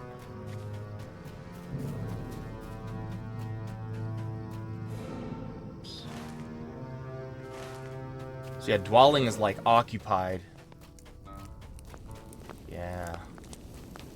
Excuse me, sir.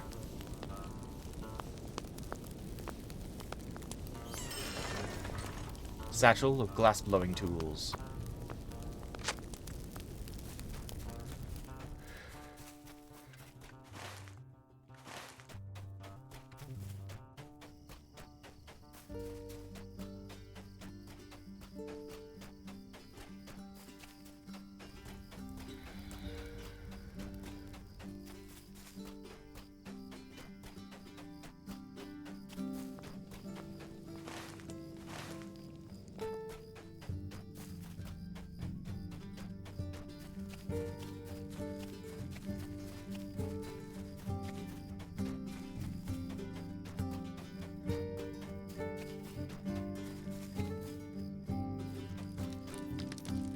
How rude! You have the tools. Very good. Can now get back to working again. Might I have a word with you? Now, this hobbit I was telling you about before, he let big men buy up all the land, right here in the Shire. I have talked to Ronald Dwale, about sending a letter to old Will Whitfoot, the mayor. But I don't know what he can do against a sound contract like the one sent to my door. One of my dear friends, Perlina Gamgee, is away in the Westfarthing looking for a snug hole to start over in, and I told her that I would look after her home while she was away. Those new men in town have a foul look about them, and I don't much trust them, even if they claim to be here to help. If you would, go down and check on Perlina Gamgee's residence, just east of here in Dwelling. You look like you could hold your own if any of those ruffians gave you any trouble. Well, the gall of some folk. Yeah. Something bad has definitely happened to her home.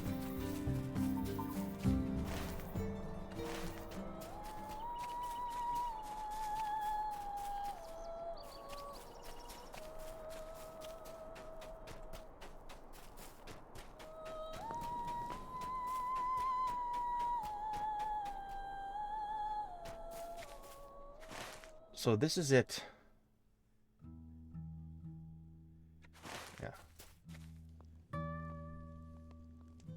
Glassblower's camp not dwell. Okay, yeah.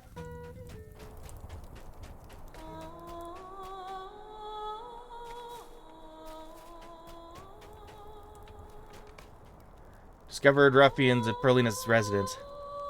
Perlina Gamgee's residence is all wrecked.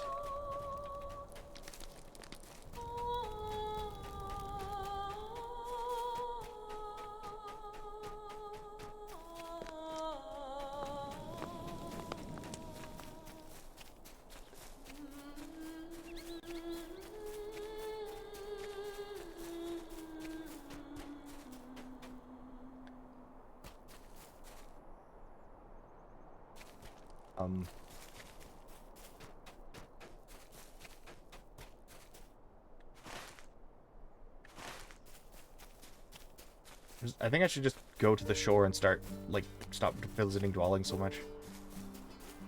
Like, I'm sure I'll be there plenty.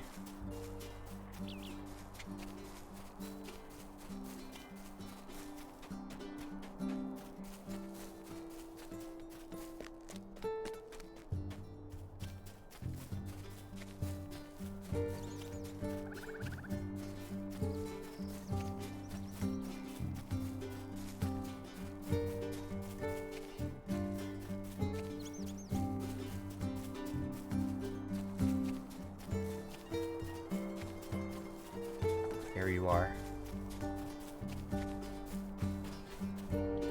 The Dragonlings.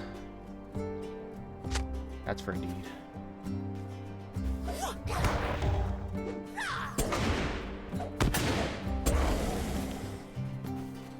Or salamanders, I should say. In the name of Roverandom, I slay thee.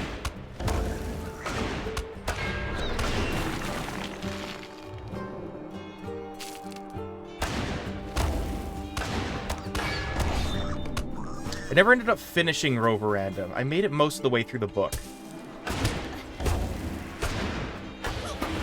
That was like ages ago.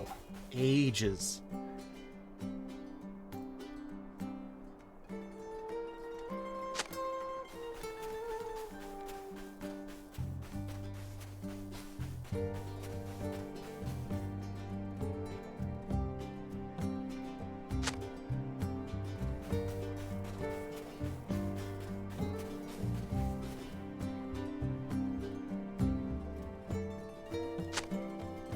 Did I get Roverandom?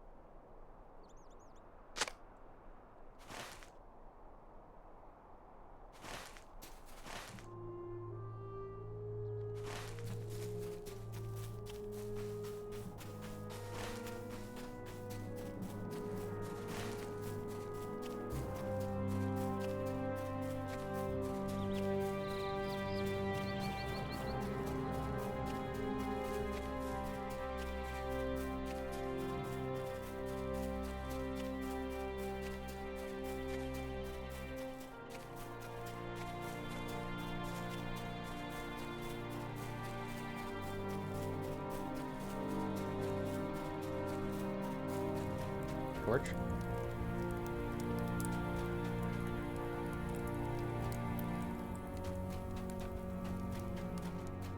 Corpse of spider. A spider cruelly killed by goblins. A quick explanation of this spider's remains reveal that the goblins have let it lie virtually untouched. All of the ichor and venom of this spider seems to have been collected by the goblins. Ooh. They're gonna poison people.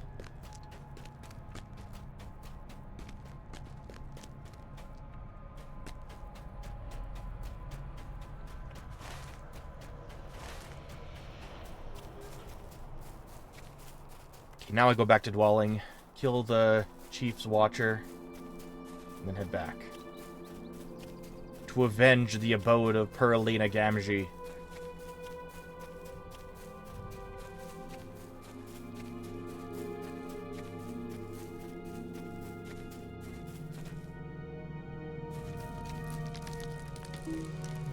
The Gamgees send their regards.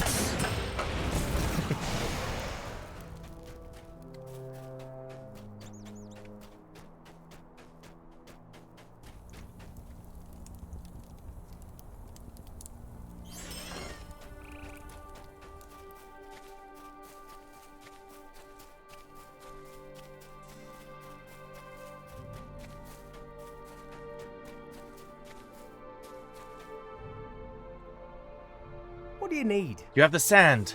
Just in the nick of time, too. My lads were just finishing up the last of our supplies. Hob has been awfully nice to let us stay here. Glass requires many materials in order to color it properly. Could I take a moment of your time? The most challenging part of making glass is getting it to sparkle just so. You don't want to do this with all glass, but most you do.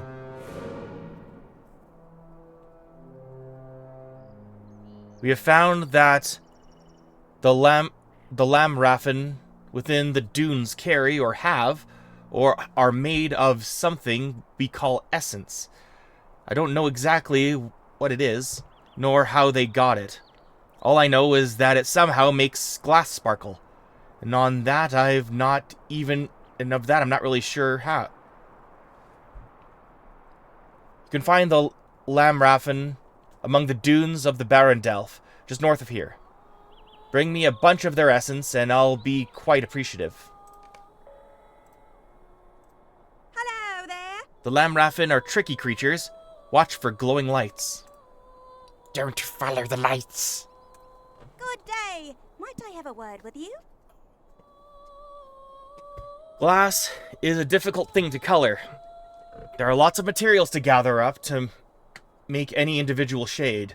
Green is not all that hard to make, but what we use may surprise you. I know the sand Nurbig look brown and blend in with the dunes. However, if you crack their shells and look up at their underside, you see a color as green as the grass itself. You can find the sand Nurbig all over the southern dunes of the Barendelf, just north of here. Bring me a bunch of their shells and I can mix up the powders for some green glass. A lovely day, isn't it? The Nurbig are all over the dunes.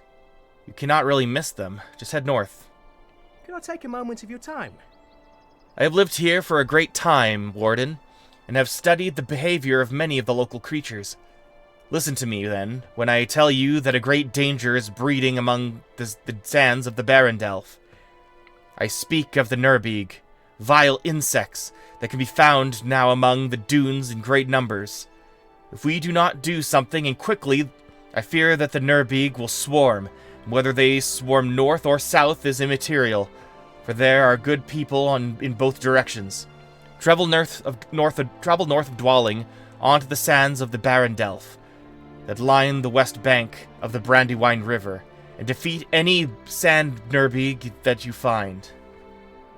But you need them for glass, don't you? Just a moment. Sand Nerby can be found all throughout the sand dunes that line the western bank of the Brandywine River north of here. Destroy the vile creatures before they swarm, Rilmore. Making glass is difficult work. A little touch of red. Could I take a moment of your time? We use many materials to make different shades of glass. One of the colors I'm tasked with is red. It is not an overly difficult color to make, but it does require a fair amount of supplies in order to bring out a bright crimson. Salamander scales are the best material I've found around here for producing red glass. Unfortunately, our stores are low, so we cannot make any more red or orange. You can find sand-swept scales on the salamanders within the southern dunes of the Barandelf, north of and east of here. If you could collect me a bunch, I would be grateful. A shade of blue. Stay and have some tea. We use many materials to make different shades of glass. My favorite color to make is blue. It is a hard and tricky color, particularly when you want to make a glass which looks like a flowing river. If I've only found one thing that can make it look how I like, and that is river stones the goblins have taken from the Brandywine. Simple, you say, but not so. I tried to gather them myself, but the color didn't come out the same. Something the goblins must do changes the stone somehow. Huh. If you can go to Bleakleaf Crest and collect several of the stones from the goblins for me, I would be grateful. I could make the most beautiful tea set you have ever seen. Do you think... Hang on. This is not canon, but it would be funny if it was. But, like... What if the reason the goblins attacked Brockenborings and the Bull Roarer had to defend the Shire from the goblins and invented golf? What if it was because of the glass blowers? Because they need blue glass. So they need goblins around. So they keep them around as a resource. And then the goblins tried to rise up. And Bull Roarer's like, screw you, I need my blue glass bowling. Or glass blowing. So, as long as you goblins keep digging up and mining river stones for us, and then we kill you or enslave you. I think goblins might be hobbit slaves. I'm kidding. That's all a joke, but it would be funny. Oh no. Is there something I can do for you? Tooth and scale. Could I take a moment of your time? We use the salamander scales as a material to grind down to make glass. But for that, they are important to us. But since Dwelling has been filled with the big folk, we haven't been as focused on gathering materials But since Dwelling has been filled with the big folk, we haven't been as focused on gathering materials as we were before. This has caused the salamanders to run rampant. They are beginning to number an amount that we cannot control, and I fear any hobbit who ventures out into the dunes may fall victim to one of them. While you're out there, defeat some of them and gather up their teeth. We may be able to find a way to make some clothing that can resist the cutting more. Be careful, Rilmore. The salamanders can be vicious if you are not prepared.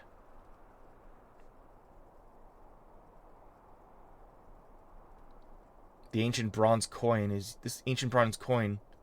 is used in trade with the wardens of Anuminas. Okay. What do you need? Salamanders slither among the dunes of the Barandelf, to the north and east of here. Defeat the creatures and bring me their teeth. Crazy. It's been a foul day, it has. Well, I never. These big folk are violating their contracts. What are these times coming to? Might I speak with you a moment? Never in all my days have I heard of decent folk getting attacked in the Shire. Even if this is the North Farthing, folk should still be decent and civil, though I wouldn't put such treachery past these big men. I have asked Roland Dwale to draft a formal letter of complaint to the leaders of these men, Will Tuffin. He is always in and out of the big hole down in the dwelling center. Down in dwelling center. I would like you to get the letter from Dwale and take it to Will Tuffin straight away. Just go down to the big hole down yonder and ring the bell until Will comes out. Make sure you are careful. I don't trust these big folk. Take care that you don't let them bully you this time. It's been a foul day, it has. Go over and talk to Roland. Or Ronald. It's like an anagram. Ronald. He should have the letter ready. Just Lost a dog. moment. Were you able to find the toy Wilmore? I see you did. Many thanks to you. Might I speak with you a moment? If my last task was not too taxing, I am in great need of some assistance from a fellow lover of the written word. I told you this is Tolkien. I would hope that a warden of your reputation would be interested in assisting me. Not long ago, I seemed to have misplaced a very important leaf of paper while I was walking with my notes. This paper contains the beginning lines of a story I plan on writing for my children that has been conjuring in my mind for some time now. Now that most of the town has been sold off, I have not been able to search for my paper. The last time I tried to have a look around, I was chased off by a group of those ruffians. I would rewrite it, but I cannot seem to recall the exact wording.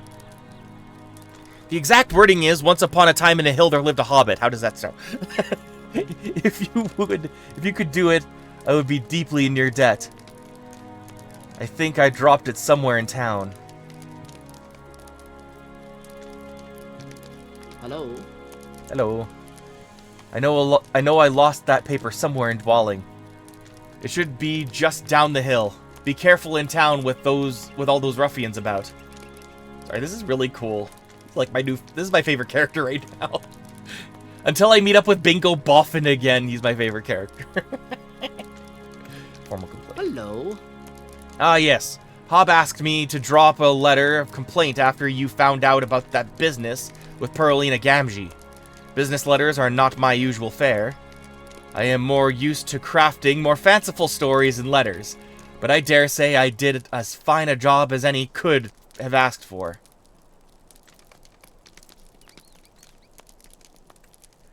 Hello.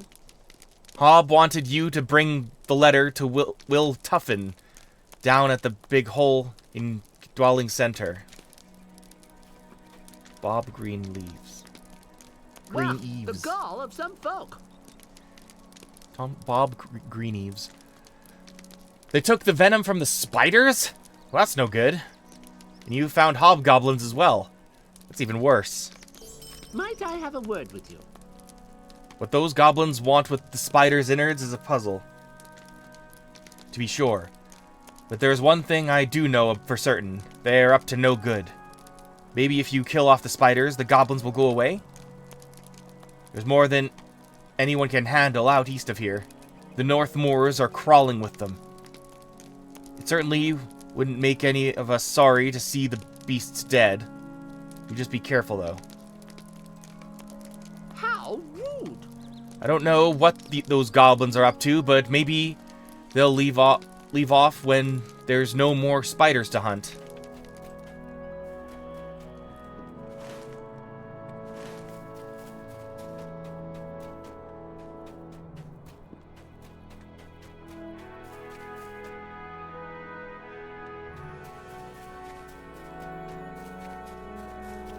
I'm gritting. This is great.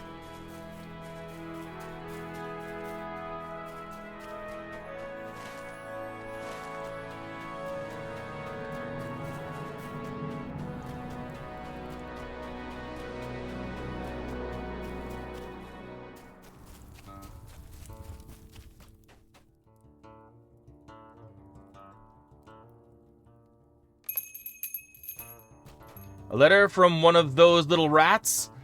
Be off. This is our land. By Sharky's orders. The little Lotho, that fool Lotho, doesn't know what he has gotten himself into. Not going without a fight, eh? Well, that can be fixed up proper. That can be fixed up proper. Got some fight in you after all, eh? I will deal with you fools later. I have work to do here in Dwalling. Okay.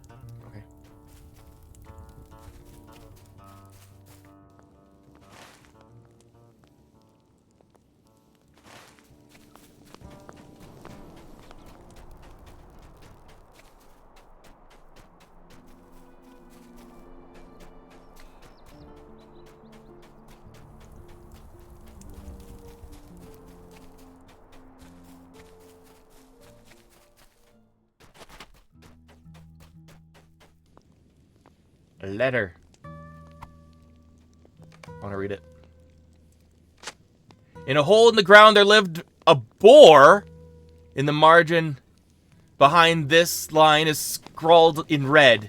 No, that's not it. A boar. Oh, that's funny. A hobbit. That's fun.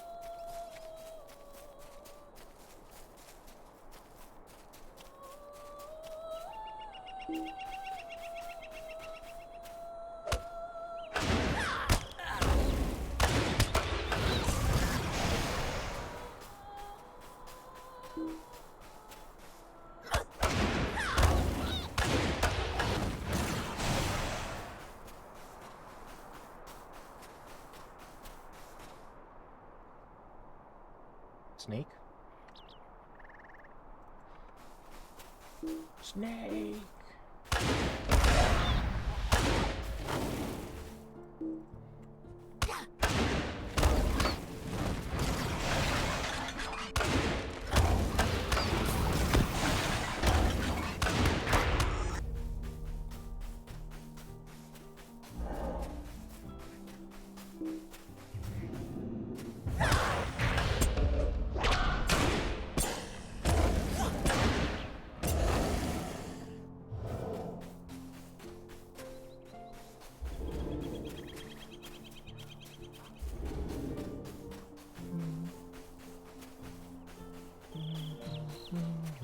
Stop following me.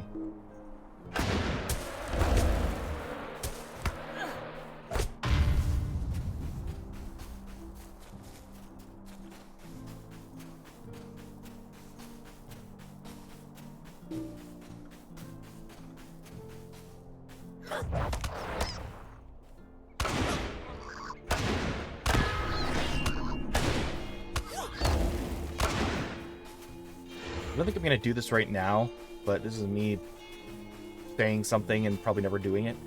But the book's right there. I'm curious why he's called Grima Wormtongue and why anyone would have believed the words of a guy named Grima Wormtongue with the affairs of a king. when everything's going wrong.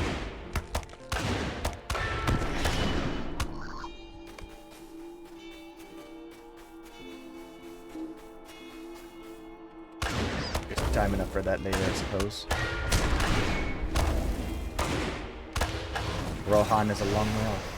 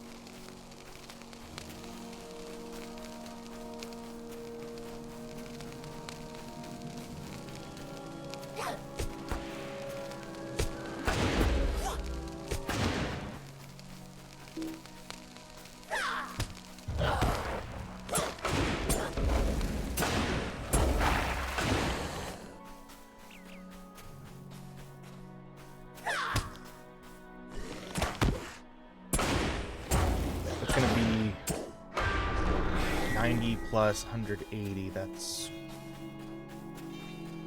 270 total.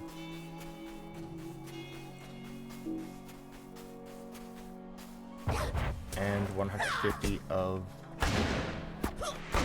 the Limrothens.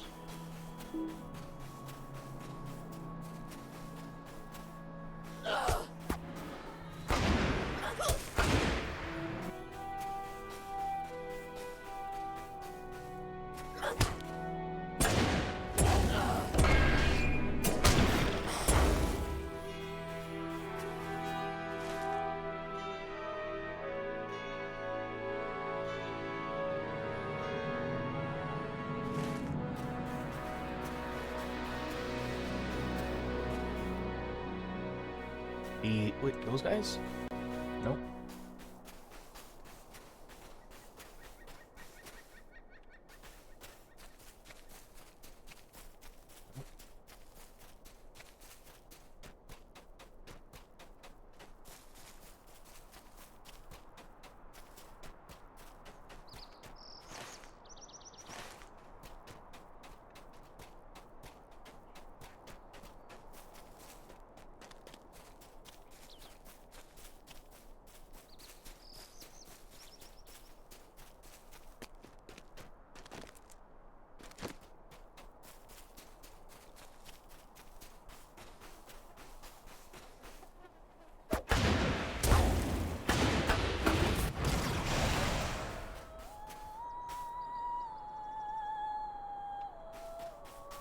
Are you the droid I'm looking for? No.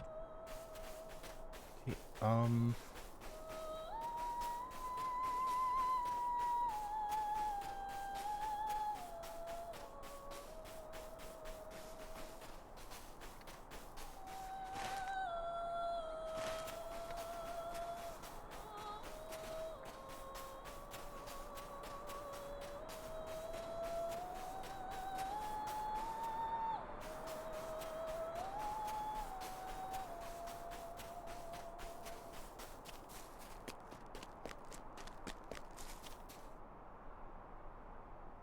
Lothost. Lethost.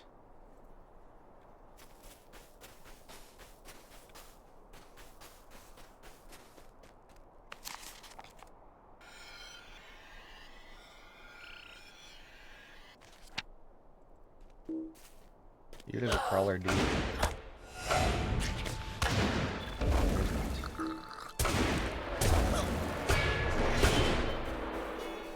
Quest item. The ring is dull, and the design feels ancient. You cannot discern anything else about it. You should show it to one of the rangers at the Colossus camp.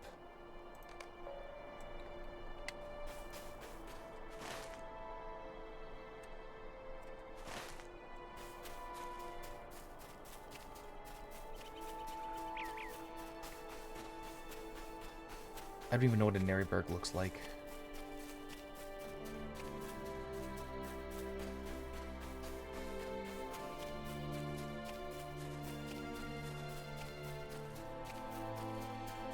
Maybe we should kill one of these guys too.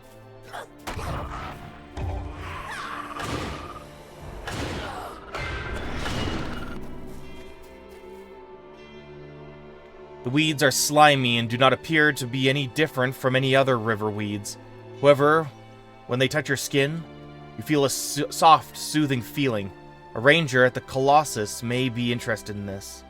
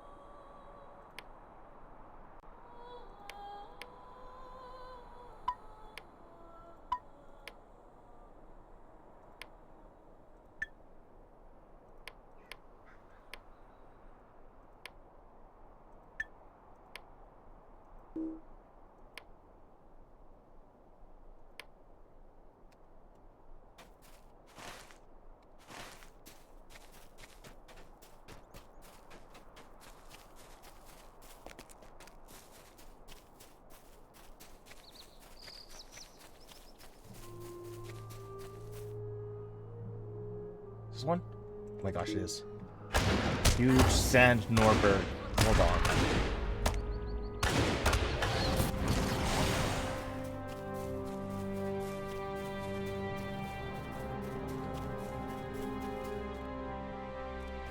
There you are.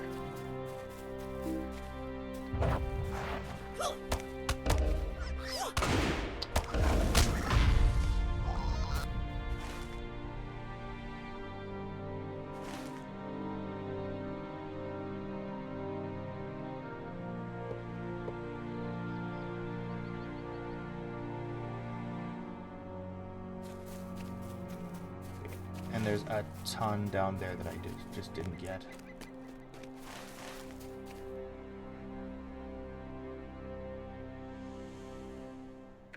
Right.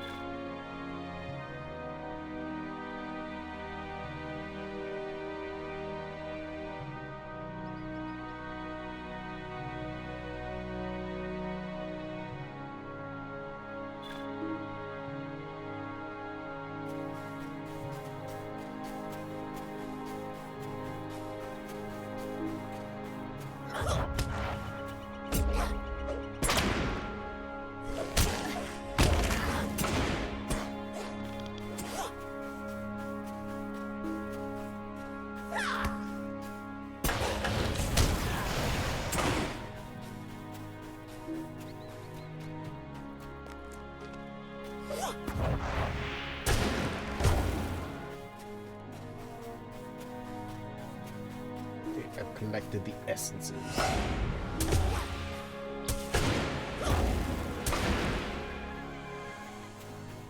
Okay, and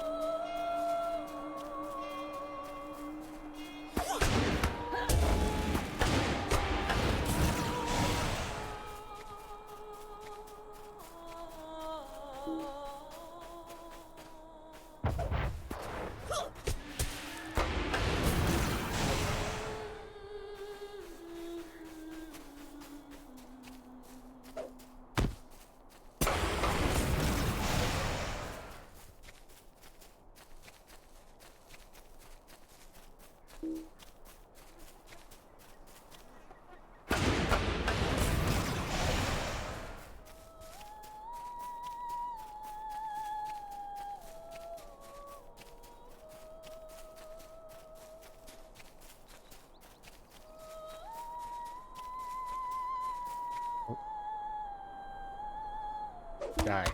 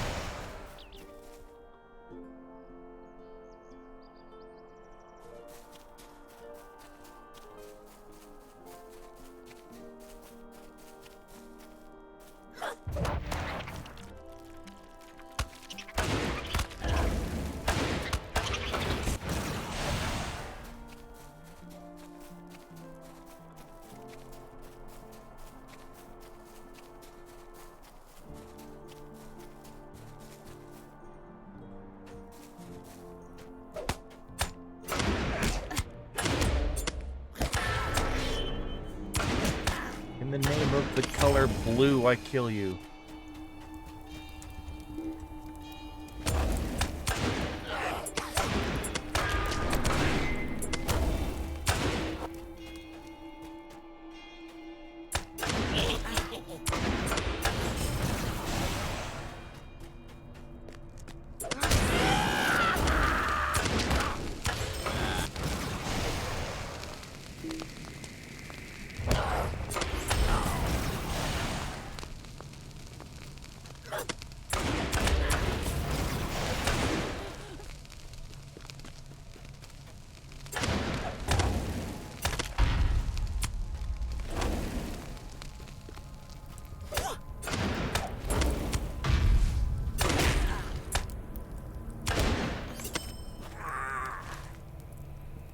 That's everything. Good.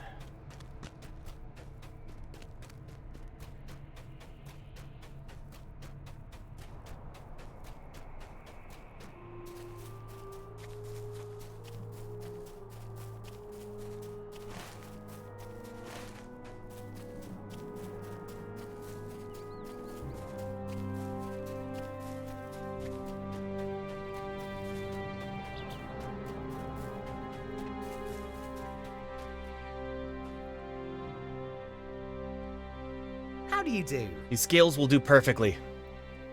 I'll begin grinding them down at once so we can use them in the next batch of glassware. Thank you. Click. I'm pleased to be of service.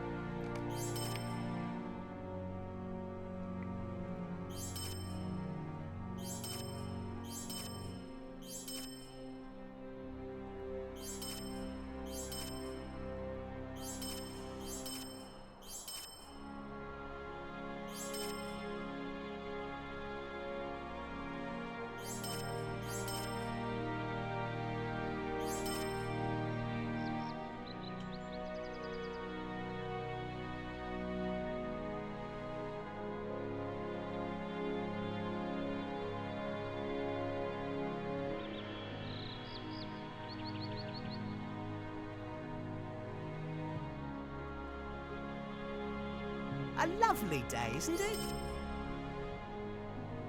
Good day. How may I help you?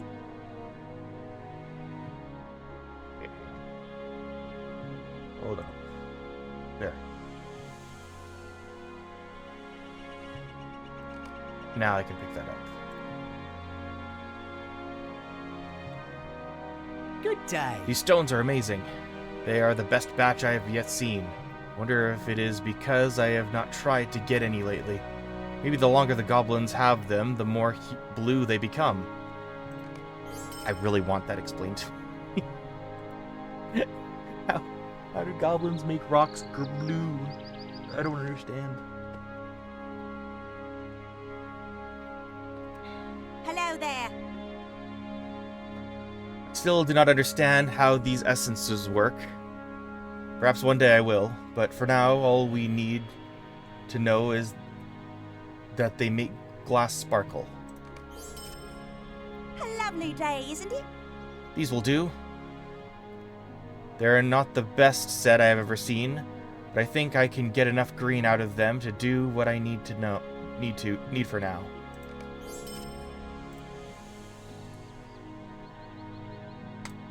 Just a moment. You have destroyed some of the sand, Nurbig? Thank you for this, Rilmore. You have put my mind at ease, and I cannot say that often enough in these dark days. The Nurbig will always be a danger, but it is to be hoped that we have forestalled their swarming. Just a moment. These are most impressive, Rilmore. The teeth are sharp indeed. Take my thanks with the knowledge that you have made the Barondelf safer for all of us hobbits. Can I take a moment of your time? My assistants tell me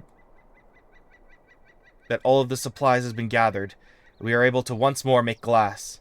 I thank you for your help there. Blowing glass is an art, one that can be learned quickly, but must be refined over many years of trial and error. I can teach you the basics, if you would like. Head over to the forge, and using this rod, work the glass several times. You should see it start to take shape. Is there something I can do for you? Well, go ahead. Use the forge and try it. That glass won't blow itself. Too true. First, let me give Tolkien his book back, or page. Is there something I can do for you? I simply cannot start my book without that page. Have you found it yet? I see you have. Many thanks. Please stay a moment.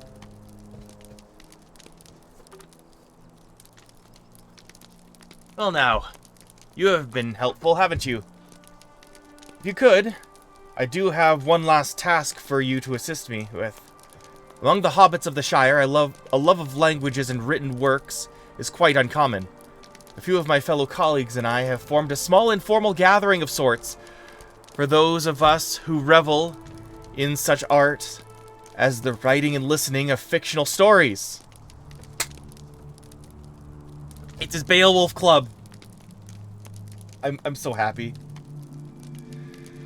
We usually meet in the evenings, down at the Bird. That is the Bird and Baby Inn in Mickledelving. With the return of my lost paper, I really should get started on my new book. But I haven't any inkling how I should reach my friends in time to tell them of my absence. If you would, go quickly and visit Jack Lewis down at the Bird and Baby before the meeting starts and let him know that I will not be making it tonight. Oh, just tonight. I'm supposed to make it all the way to Mickledelving. Tonight. Sure, buddy. I'll go right away. Do it for Tolkien. What do you need? The Bird and Baby Inn is in Mickledelving. Hurry before the meeting starts. Can't a body be left alone? Good, you're back.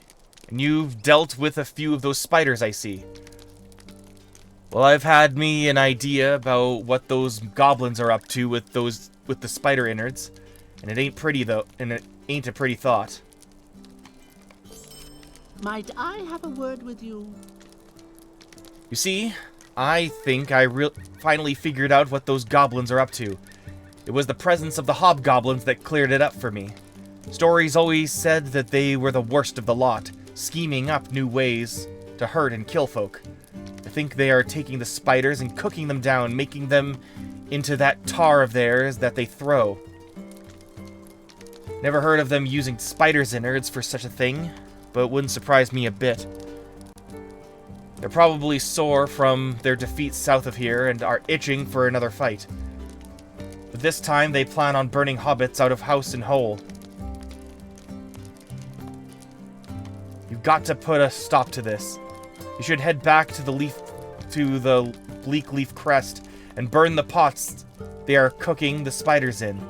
They'll probably have torches and such nearby that you can use. And you'll need to take the recipe for the tar away from them as well, or burning the pots won't do any good. Defeat one of them hobgoblins out there and search him for the recipe. Huh, how rude! What are you doing here? Those hobgoblins are up to no good. You should burn their pots and get rid of the foul stuff they've made so far. And get rid of the recipe to make more of the tar. Well, the gall of some folk. What's that now? Shut the door in your face? Well, if that isn't the rudest thing I have heard all day. Bob Greeneves has a spare key to the big hole. It's a public building, and even if they own the whole town, they haven't the right to close up a public hole. You march right in there and make sure he reads every word of that letter. Talk to Bob Greeneves here when you are ready to go down to the big hole. It's been a foul day, it has. Well, the letter isn't going to deliver itself.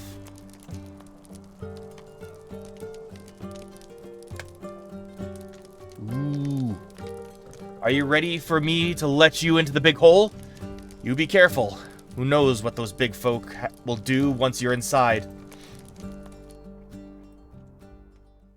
An attempt to lodge a formal complaint on behalf of the glassblower Hob Hillbrow led to a violent encounter with the chief's men. The time has come to put the ruffians in their place.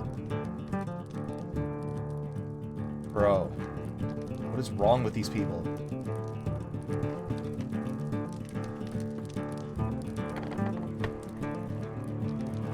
Hello.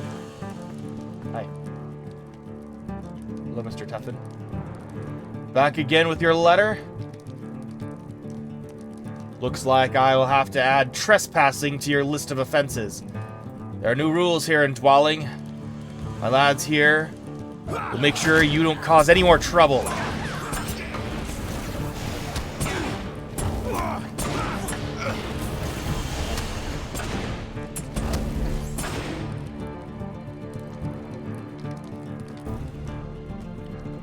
Just the opposite. Oh dear.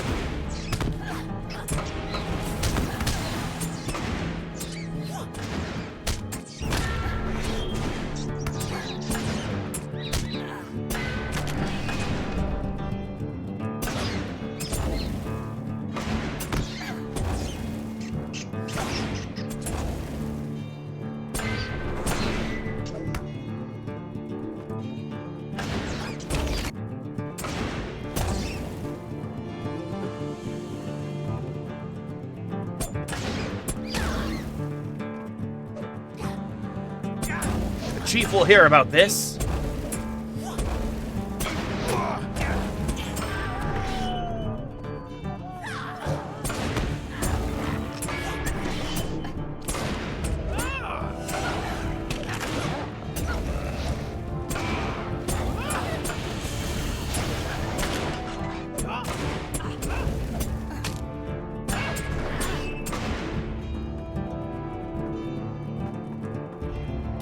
Get him, lads.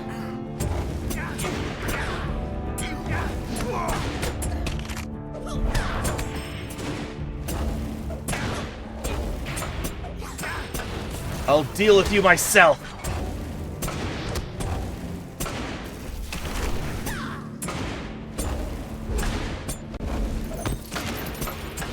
Now you've done it. We will see what the chief has to say about this. The trespassers are here, Chief. You must deal with them. Oof. You fool, you've ruined Shaku's plans. And Shaku does not accept failure. Now we will deal with you. Men, attack! Oh, you know he's for real when he doesn't call him Sharky. I will deal with you myself.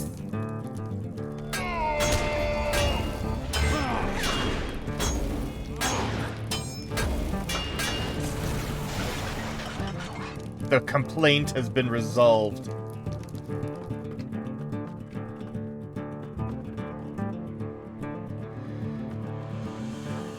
I did the formal complaint.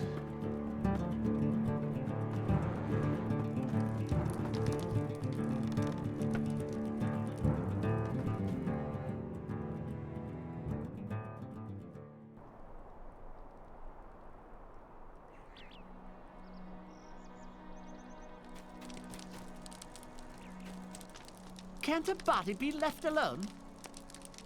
So, their leader wouldn't take the letter? I can't say I didn't expect trouble from these ruffians. I'm going to have another formal complaint written to this investor and tell him just what I think about the character of these men he has led into the Shire. You mentioned something about a goblin-faced fellow and someone named Sharky? I'm sure you must be mistaken. There haven't been not like them in the Shire since the Bull Roarers' times. And I have never heard of anyone but with a name such as Sharky. But what with all the excitement, I am sure you can't be blamed for your mistake. Excuse you.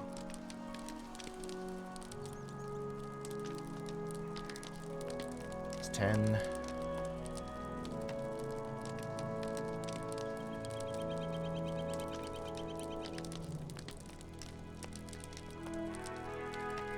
It's 10, 8.8. Okay, good.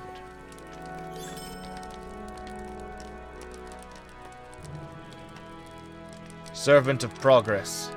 Let it be known to all men, elves, and dwarves and hobbits, here and for the free peoples, that Will Tuffin, being of suitable age. Hang on,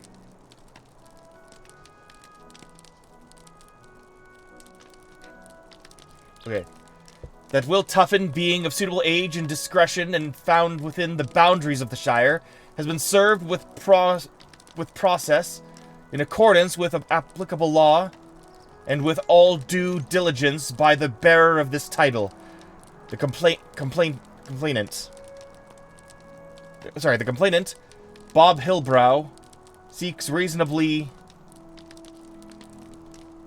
foreseeable damages as well as exemplary damages. If it please the court, respectfully submitted by a servant of process in the case. It's funny. Might I speak with you a moment? You've done much to help us, and for that I am grateful. I feel it will be a long time before Dwalling feels like the rolling hills of the green fields, but we will continue to do our best. One thing that does concern me is the big folk to the north. Not the ones in town, but the ones beyond, that live by the big lake. They were friendly to us. They used to come down to trade for pipeweed and glass. Once or twice I ventured up to see them. They used to make a camp at a bridge that crosses the river, where a giant man of stone watches all the boats that pass. Would you venture up there and see if they are well? Well, the gall of some folk. I do worry about the big folk. Well, at least the nice ones.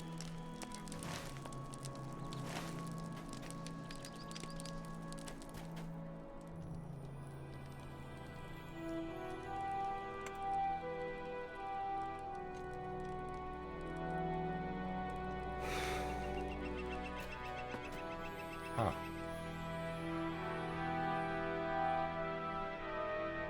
Interesting. Is it bad that I don't know how glass blowing works until now? Yeah, I probably know at some point. I think I'm mixed up the process with, like, you know, like forging, but like with like clay. Something like that. So there's like a spinning element. Okay, whatever. What do you need? Well, I'm not quite sure what we can do with this. Perhaps it could be used as a tray to ash one's pipe after smoking. A useful thing, if not the most glamorous of objects.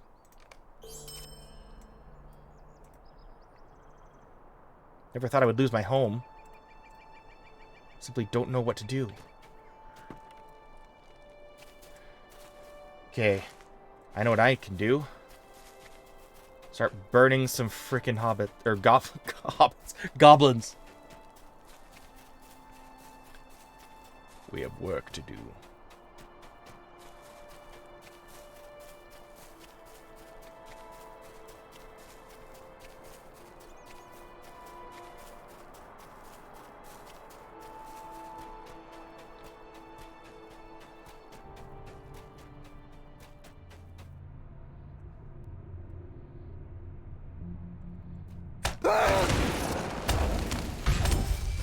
Collected the Hobgoblin's recipe. Why'd they trust it with the guy with a... Why'd they trust it with a sapper?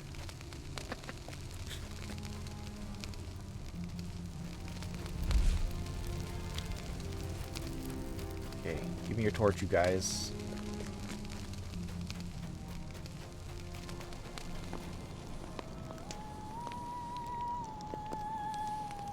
Alright. Burn bubbling pots.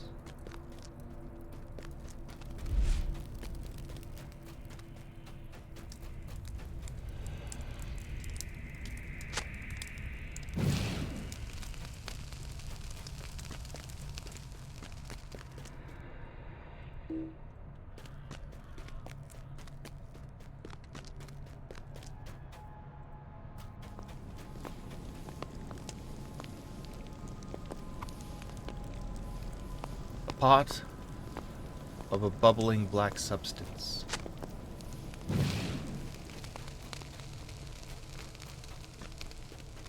Shouldn't I do that a little bit further away? He's fine.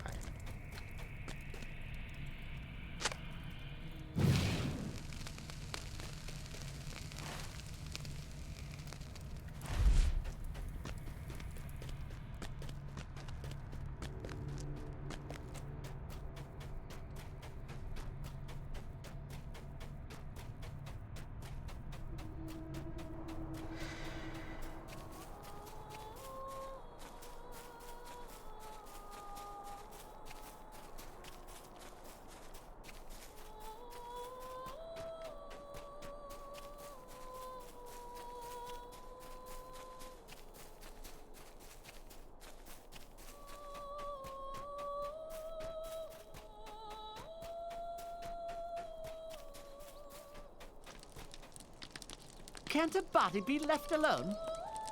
Well, you've done it. Oh, good, you've done it. I'll take that recipe there and destroy it. That should keep them from making any more of the foul stuff. Never would have thought I'd be saving spiders from a horrible death. Well, if you don't tell anyone, I won't either.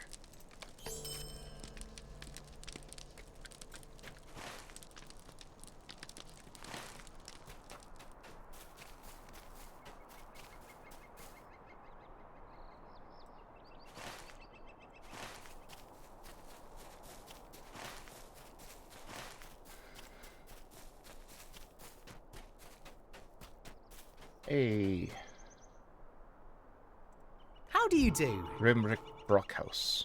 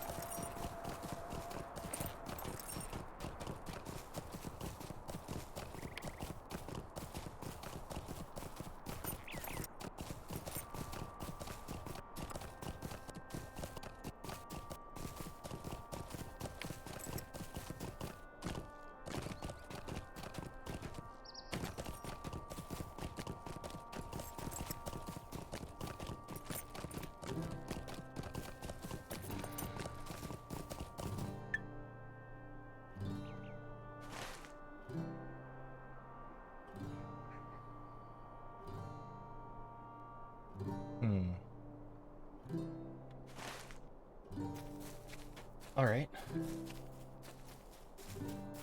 Okay, pit stop at Delving. Hello there.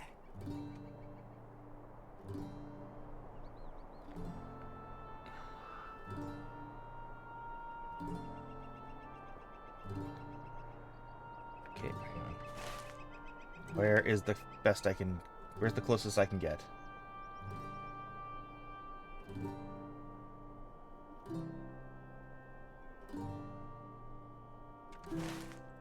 A lovely day, isn't it?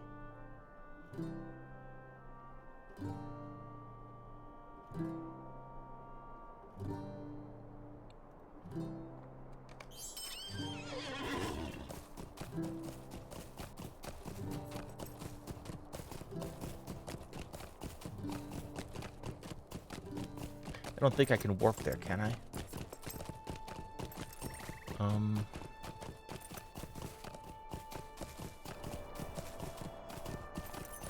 Nope.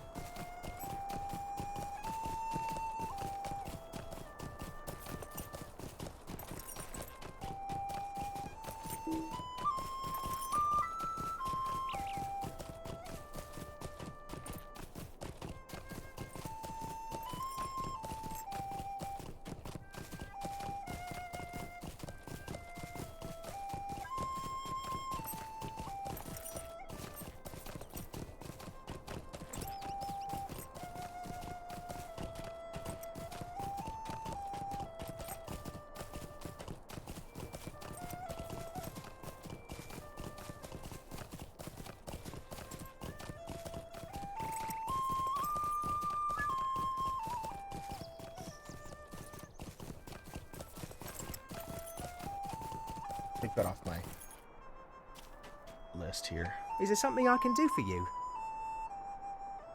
Stop.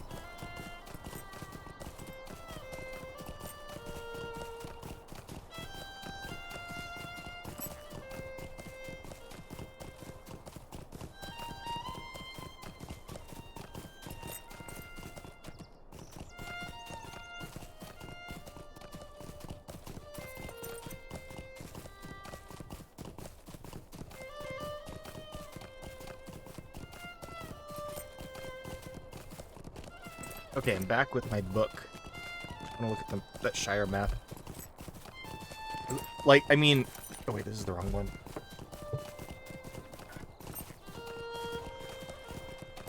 I'll, do this first. So I have the book split up into 7 parts, so... I've got book 2. Good day. Delving.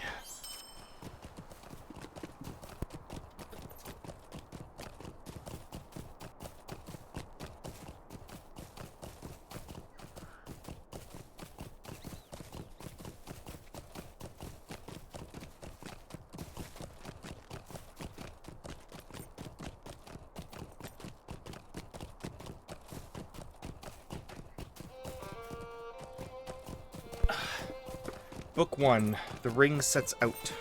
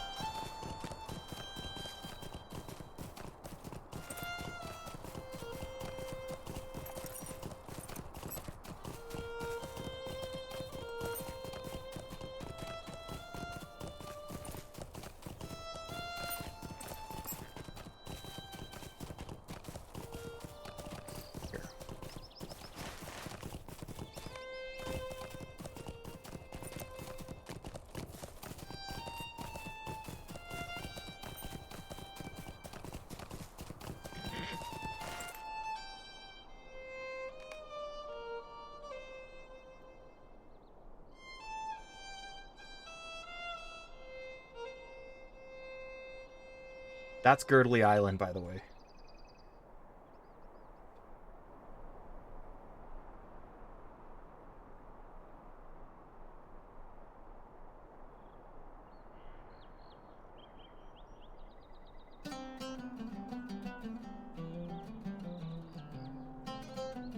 That's where Whitfro is. Stock should be down here.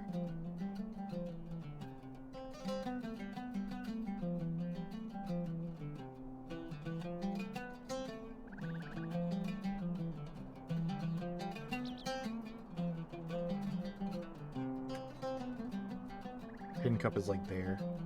No, Green Hill Country is like. Why do I care about this?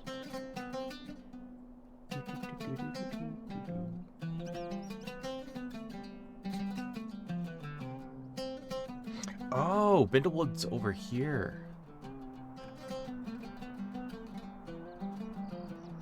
Well, I was right. It's north of Overhill.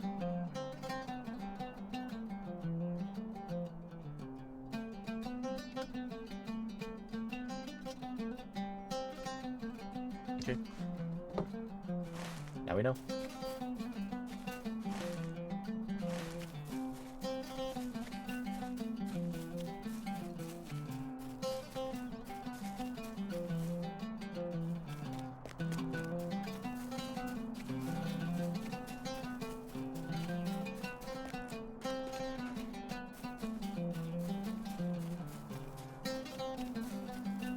Actually, I didn't read why it was. I always wondered why it was called Scary. That wasn't in the book.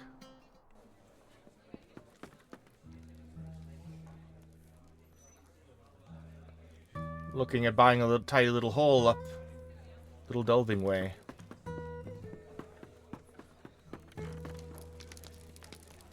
Jack Lewistown. Carlo. Okay, no, this isn't Beowulf Club. This is that's C.S. Lewis. And then what's that group called? I'm looking it up. I'm bothered by this. I don't know my Tolkien stuff enough.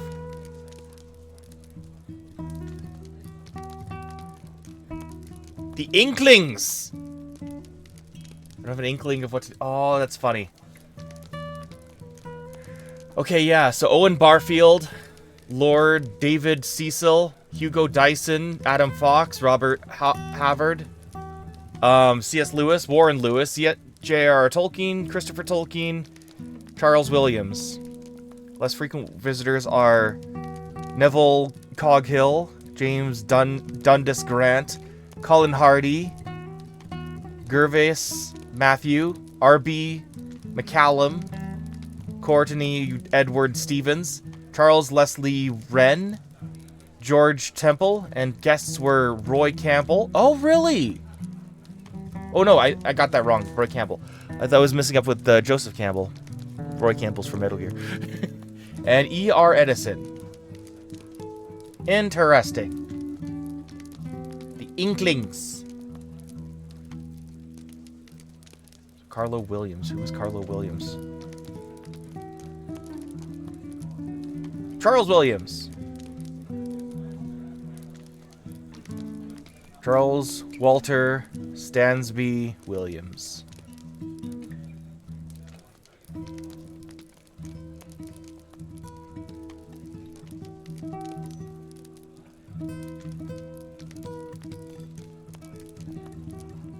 I think I remembered that he was,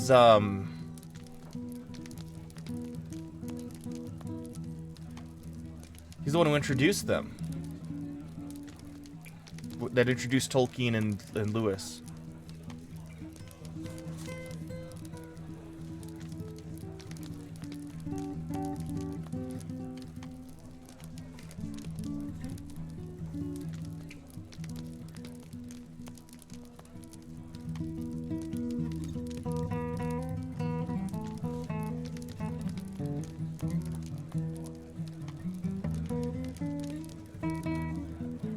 That's what I remember. Yeah. I'm sorry for all these tangents. It's just always so interesting to me. Like, it's like so well documented, you know what I mean?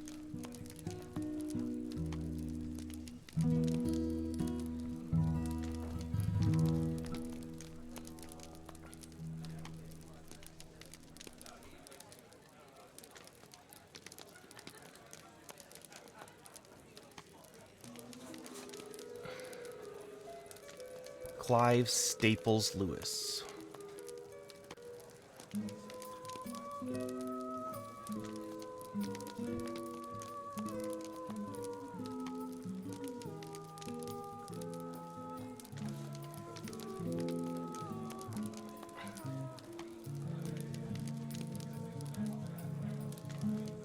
Warren Lewis, C.S. Lewis's eldest son, said, properly speaking, the Inklings was neither a club nor a literary society, though it partook of the nature of both. There were no rules, officers, agendas, or formal elections. Okay.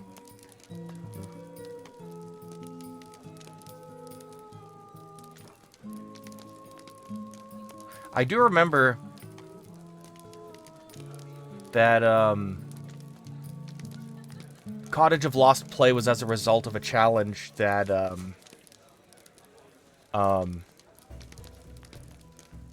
I think Charles Williams set up.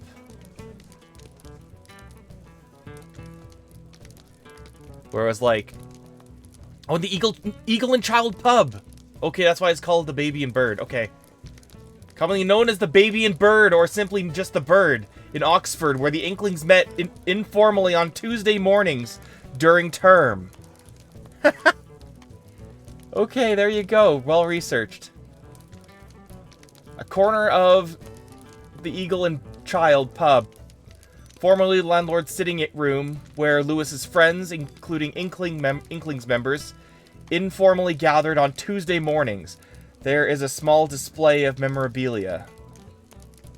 That is so cool. That is really neat. Looking it up.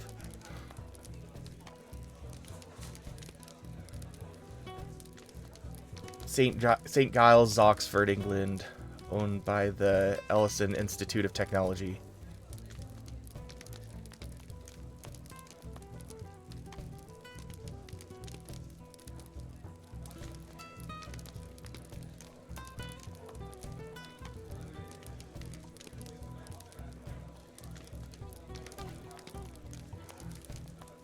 A plaque there is a plaque to the Inklings in 1979.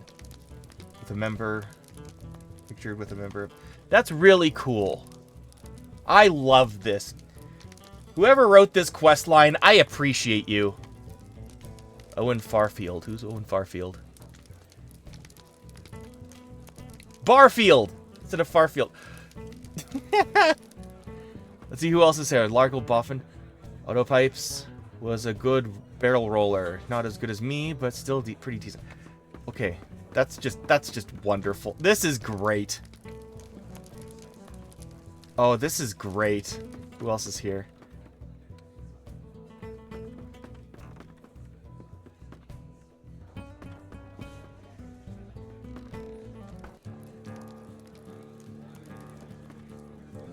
Okay. Level is too low. Okay, fine.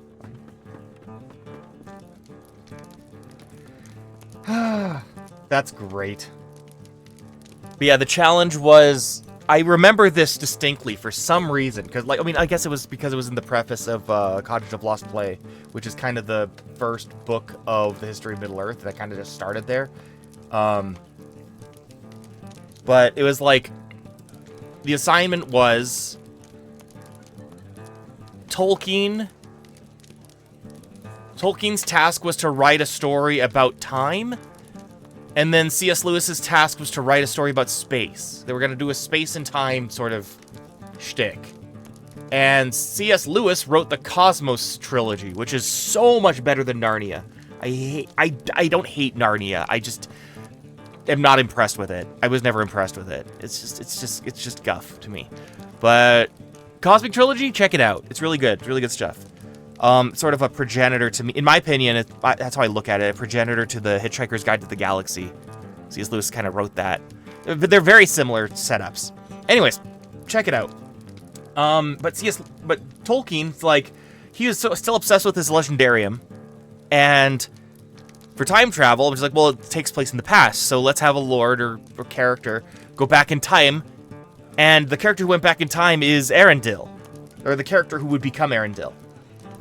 And yeah, so it was like this like visiting of Tolaresia and learning these stories, and it was just his chance to just start talking. I don't think he ultimately finished the assignment, because Codgers of Lost Play was never like, you know, a book that he was known for. So I just thought that was kind of cool. Anyway, I've talked way too long. Just a moment. Why, hello there. You have a message from Roland? Or Ronald? You have a message for Ronald? That is a shame. I was hoping Ronald had finished his discourse on my book, The Place of the Boar. Did you hear that, Owen? Ronald isn't making the meeting today. Oh, that's too bad. I was going to read from the Silvered Horn tonight. Pity he won't hear it. Well, you have our thanks for coming all this way to tell us about his absence. Hope this book is as good as he claims. It is not like Ronald to miss our meetings. I trust that he is working hard on his story and not caught up in any silly games.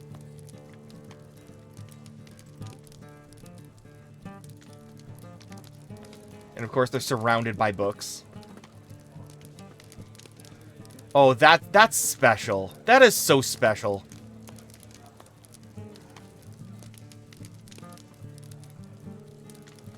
That is so neat.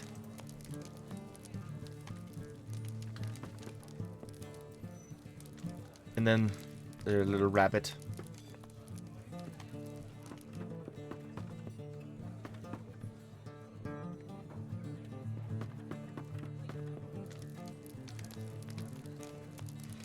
Drink my fill before I head back to Town Hall.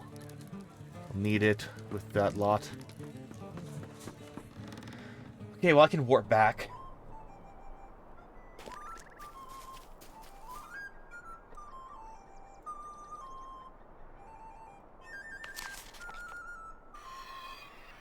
That was fun.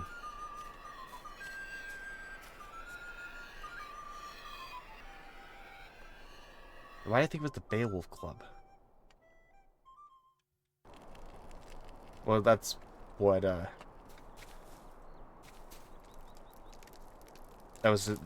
was pre-World War I friend group. Just a moment. You were able to make it before the meeting started? Wonderful. I already have the first chapter finished. Old Lewis down. Thought I would be playing games instead of working? I dare say he knows I would never think of getting involved in something so silly. Brandy wine, deep as the river, and as like to drag you under. Superior steak and kidney pie. A meat pie made with beef and lamb kidneys. Only one cooked food can be active at a time. And Ronald Dwale's pipe. I was excited to meet Dwale. I didn't know that Dwale would turn out to be Tolkien. Oh, that's so good. I'm so happy. I'm so happy. You were able to make it before the meeting started? Oh yeah, I already read that. An old briar pipe given to you as a gift for your assistance to Ronald Dwale. Still has a bit of old Toby left in it.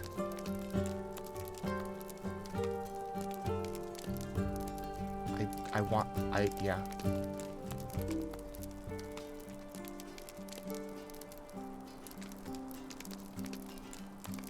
That's so cool.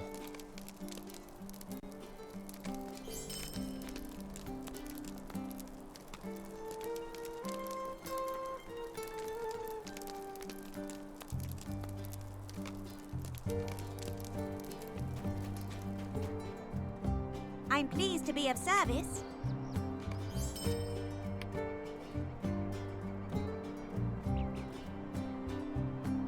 Hold on.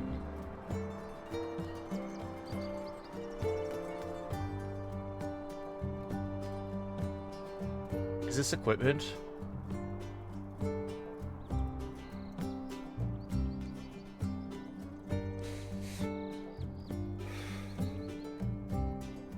This is a moment. This is a moment, all right.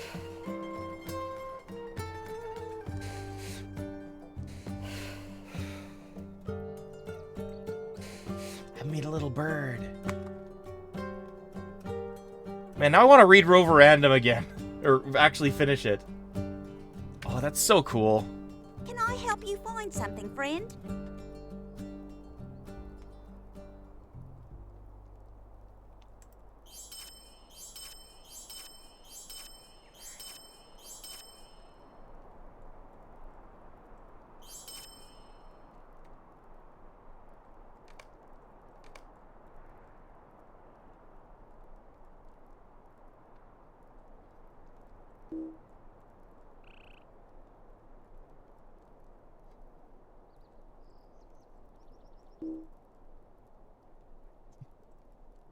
What can I do for you this fine day?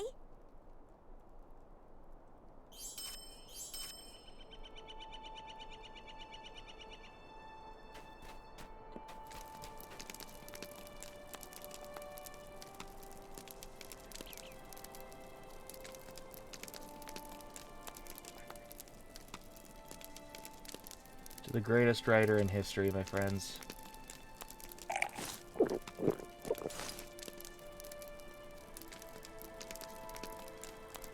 I drink through that.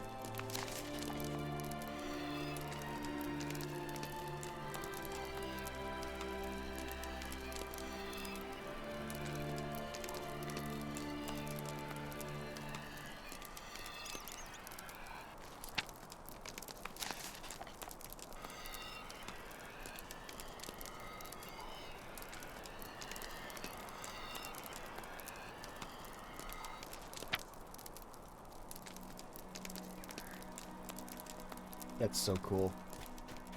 Alright, I gotta move forward.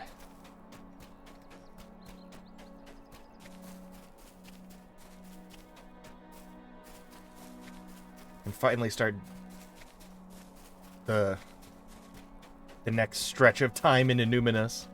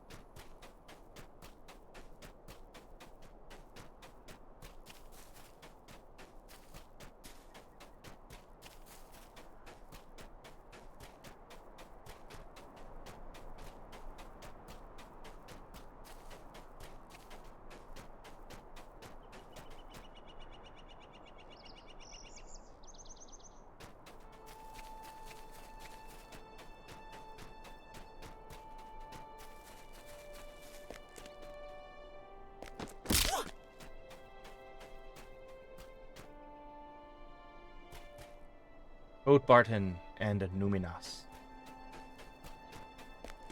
Dwalling doesn't count. Parth Adwial. Adwial. What do you need?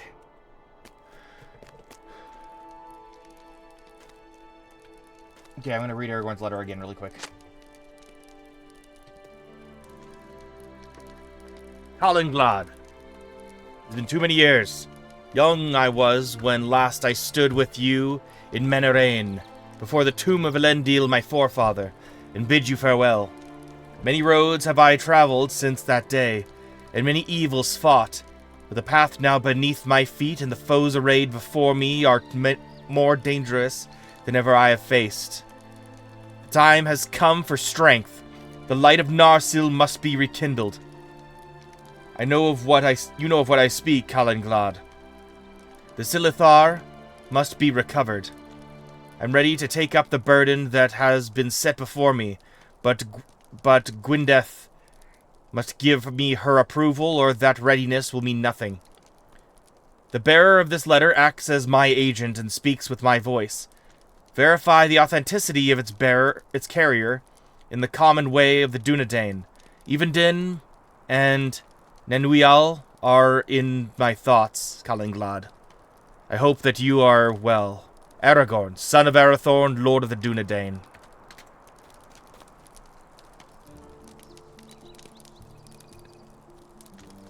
This great monument will one day be restored. How can I be of service? Bob Hillbrow is a name I have not heard in some time.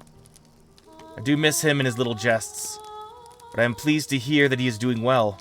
When a scout reported seeing men in Dwalling, I feared the worst. Thank you for helping them with their situation. It is precious to think that in these dark times a hobbit is concerned about the welfare of man. If only he knew how dire things have truly become. I envy the simple folk. Stay a moment. On the bluff above us is a catapult that Angmar brought along on its way to the city. We managed to damage it enough that they left it behind, and now we intend to repair it and use it ourselves. It certainly won't reach Numinas, but that is not our goal. We wish to use it to fling ropes over the Colossus. That will allow us to climb and begin repairing the areas we cannot currently reach.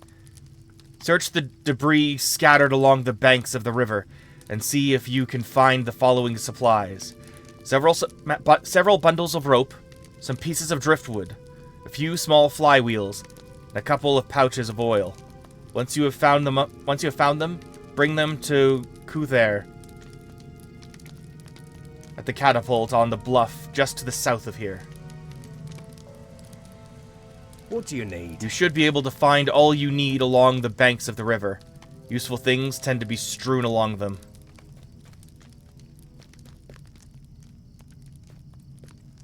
Would you do something for me? There are some ruins on the hill above the turn in the river, of which we only recently discovered the purpose. There was a lighthouse there, believe it or not, to guide ships as they made the turn from the lake into the Baranduin.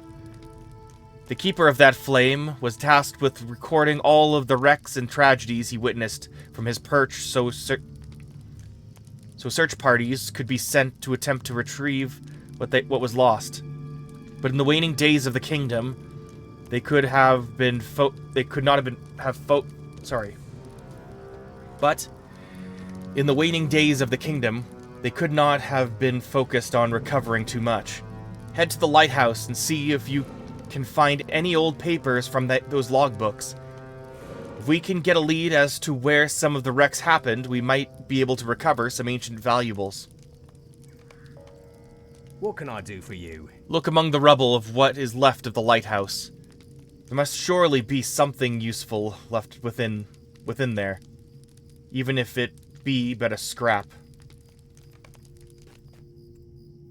Stay a moment. Barad Tharsir is a place we know little about.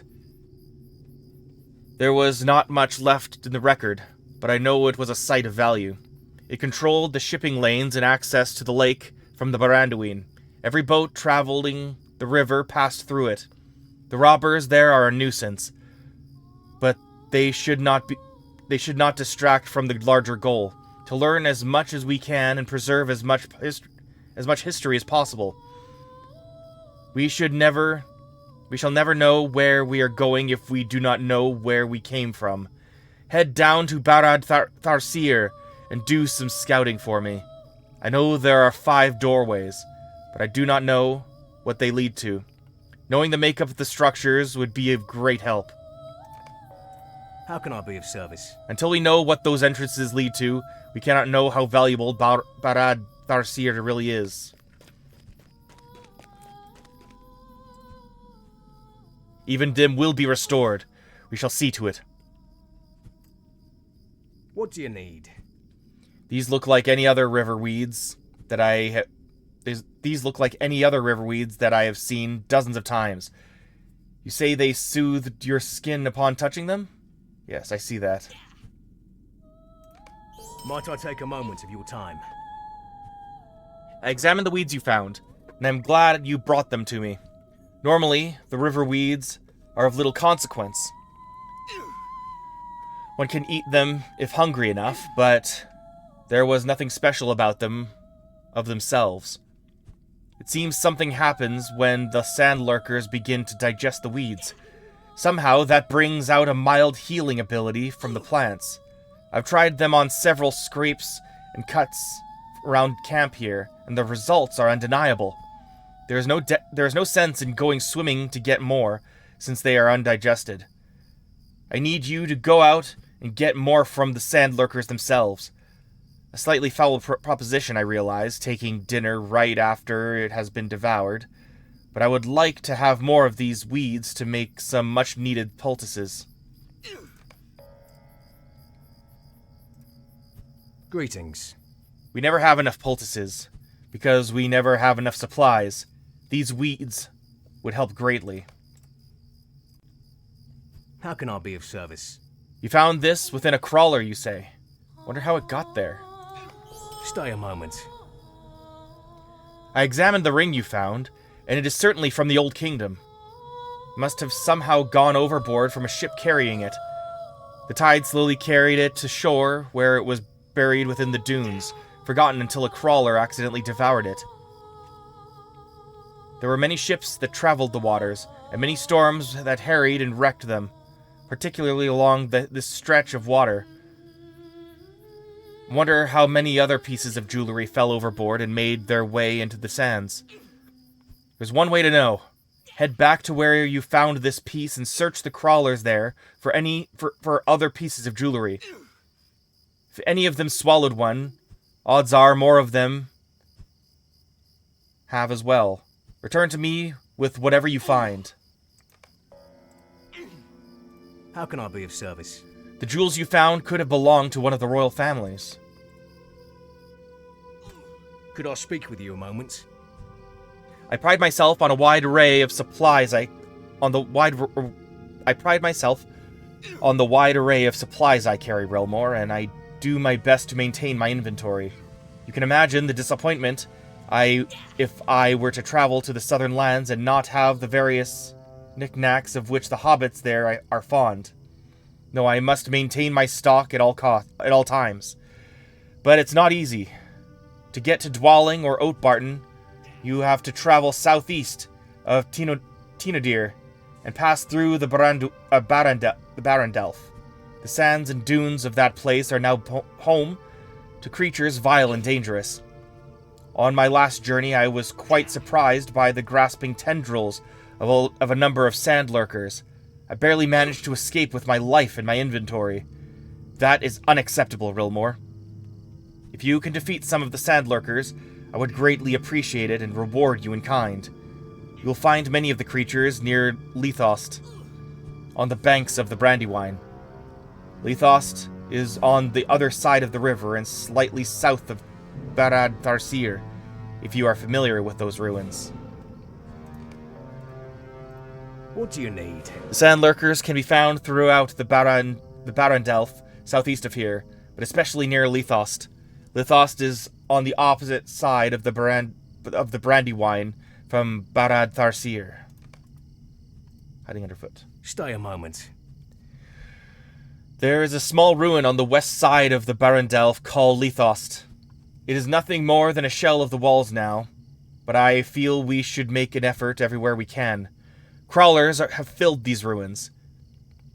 This normally would not be a terrible thing. Nature is generally kind. However, these crawlers are diggers. They burrow holes throughout the ancient bricks and stone.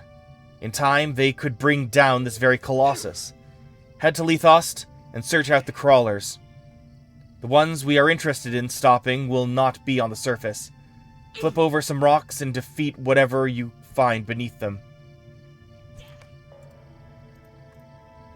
Greetings. You will have to flip over the rocks to find the ones we want. They will not be out in the open.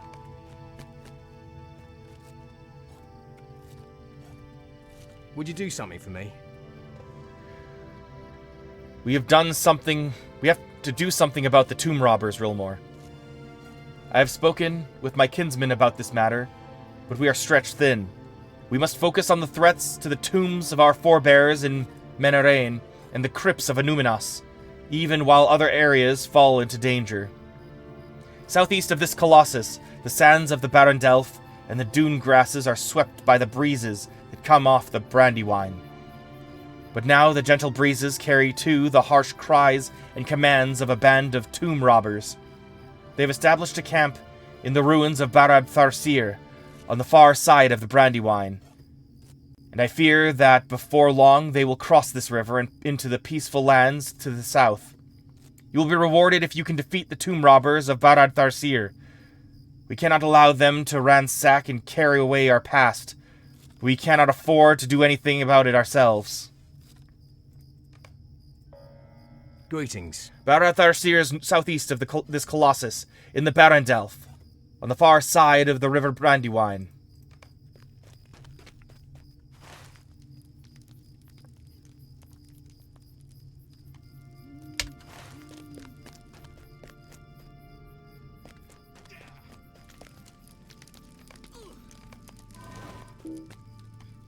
How may I help you today?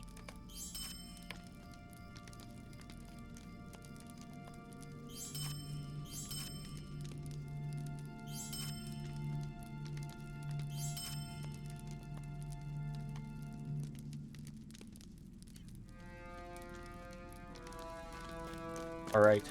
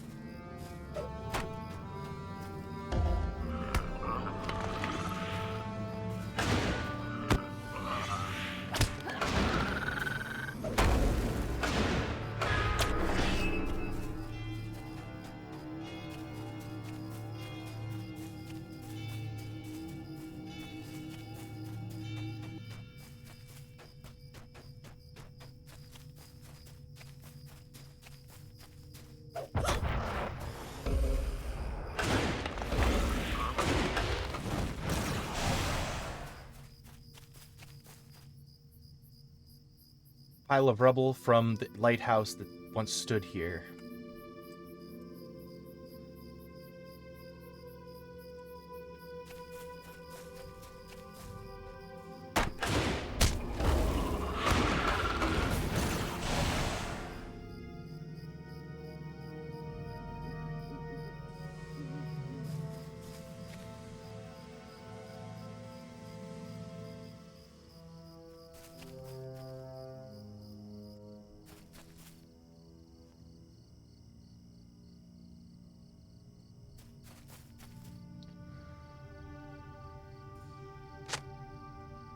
Find a tattered page buried within the rubble.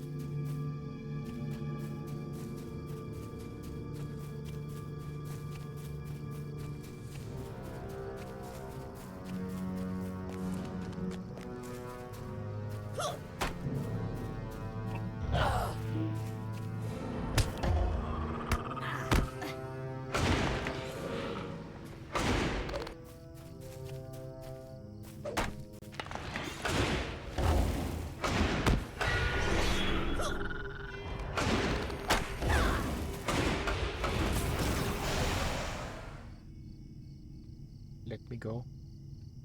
Thank you.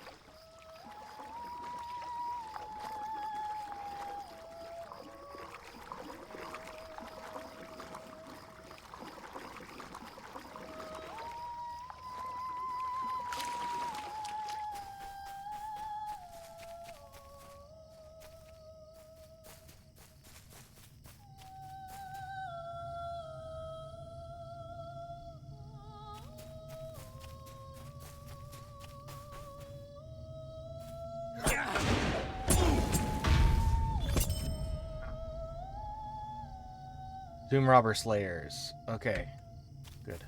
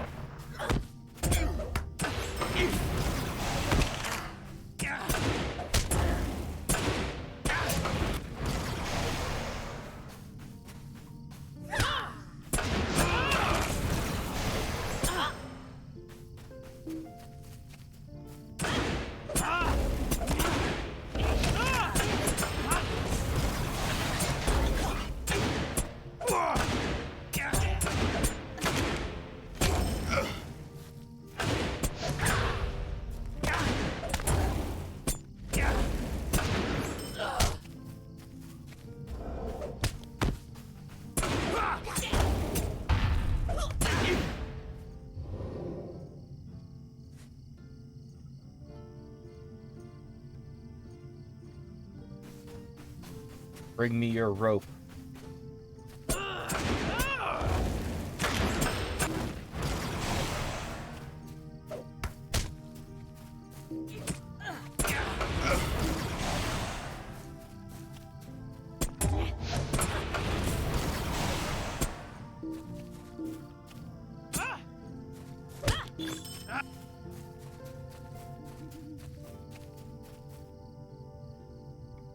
Deep ruts in the ground and small wooden pieces identify this as a storeroom.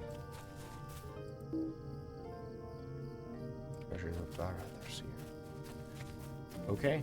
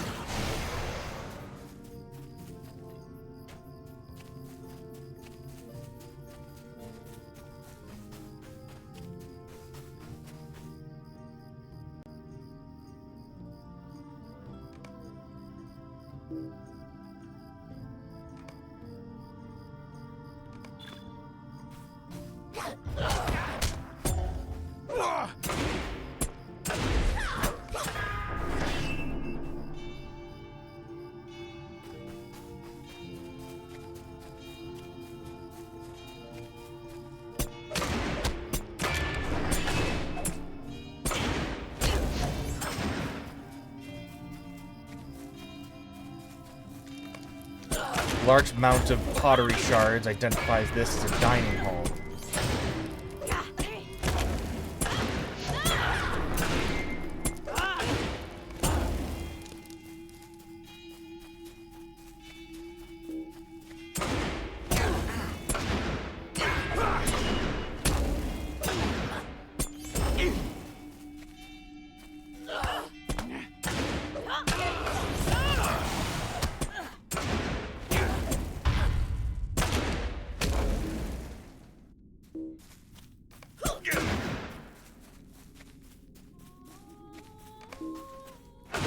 High point of the ruins. Scattered debris of weaponry makes it clear that these were the barracks.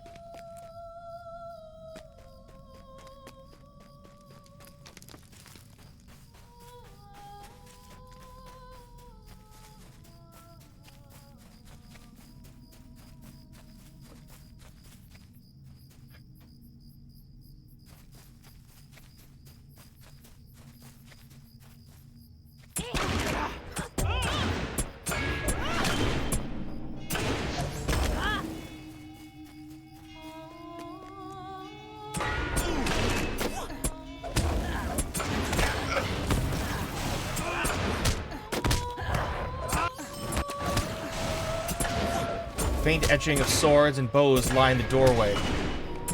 This must have been the armory.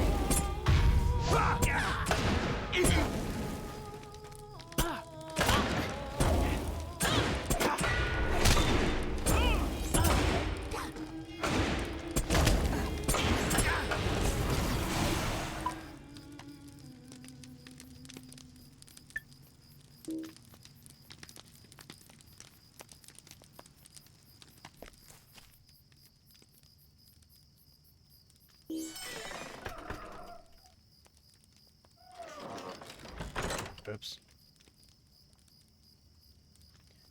All right.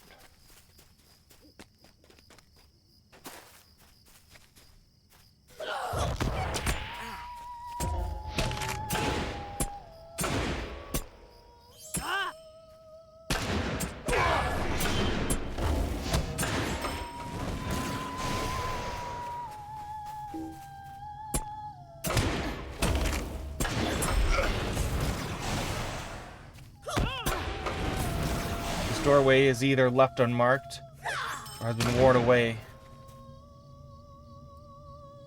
or time has worn away any inscription.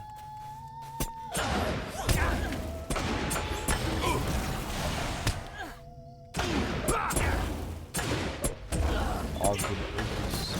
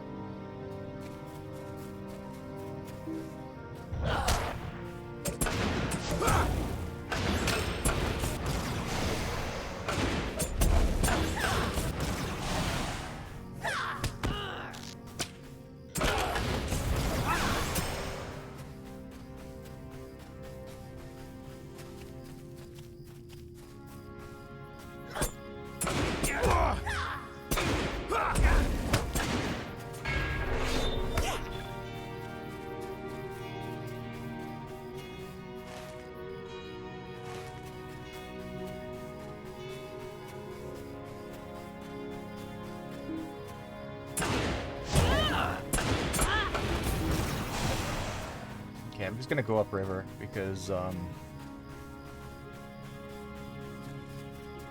that is clearly where I'm more likely to find some rope.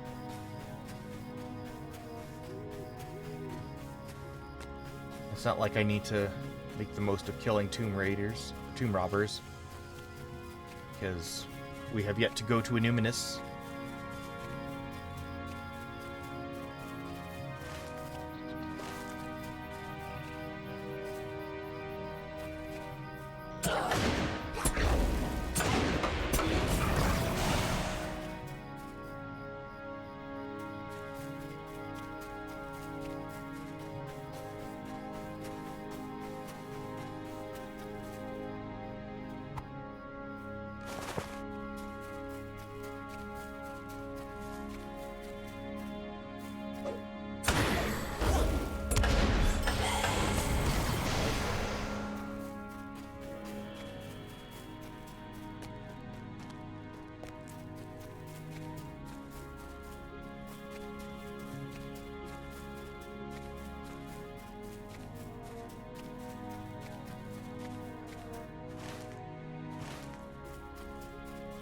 Eureka.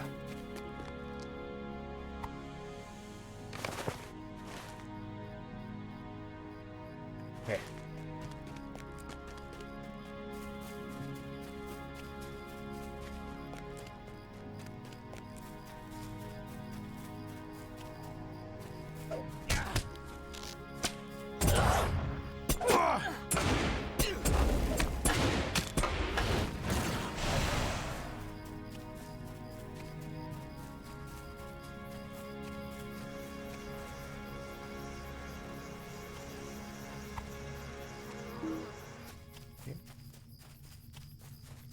I didn't want that anyway.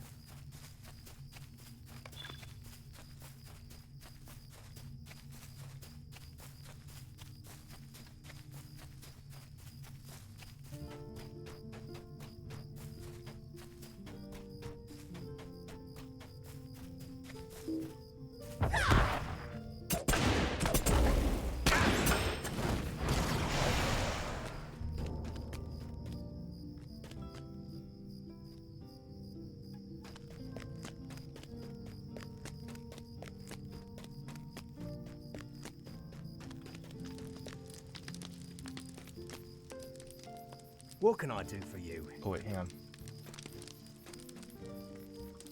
Provisioner. What can I do for you today?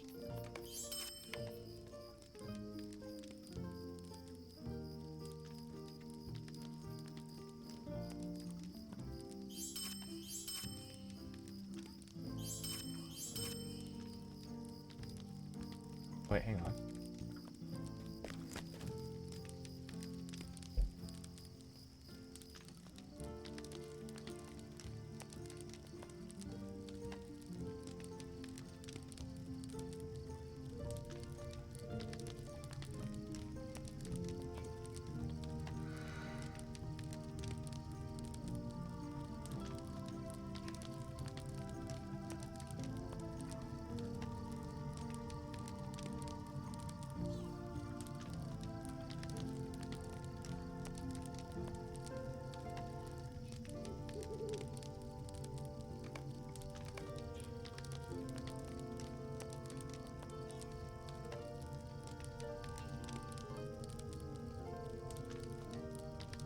Hello, friend. Can I help you with something?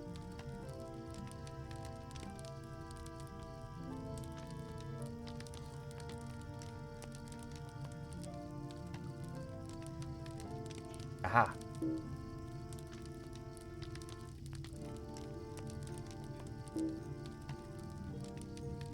Oh. Okay. Are you Alright, looking for something, I don't friend? need to worry about the reputation then. Good.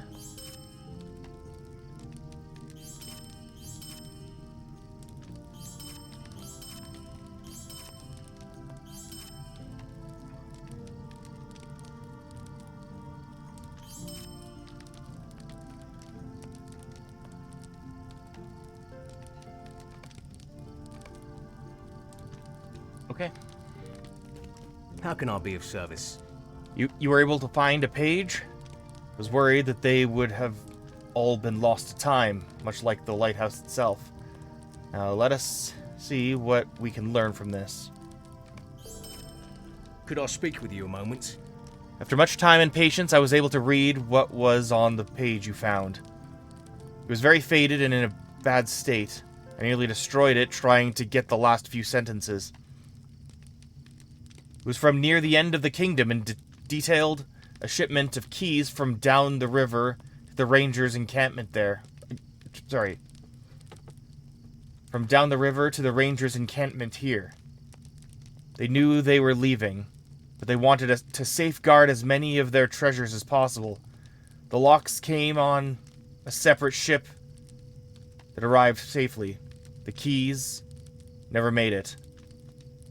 They still swapped the locks out, believing it was safer that no one could get in. One of the doors locked was to the cellar of the lighthouse itself. We need to get inside urgently, for an evil has made its den there. This page gives the location of the wreck that should contain those keys. Search the waters and bring back whatever containers you can find.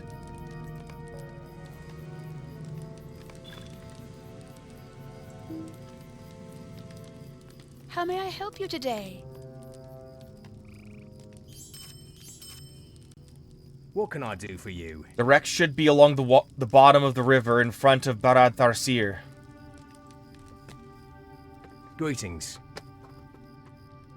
So, a storeroom, a dining hall, barracks, an armory in one room that was unmarked. Either intentionally or lost to time. Interesting. Could I speak with you a moment? While you were examining those entrances, I was reading up on some of the things that went through the port.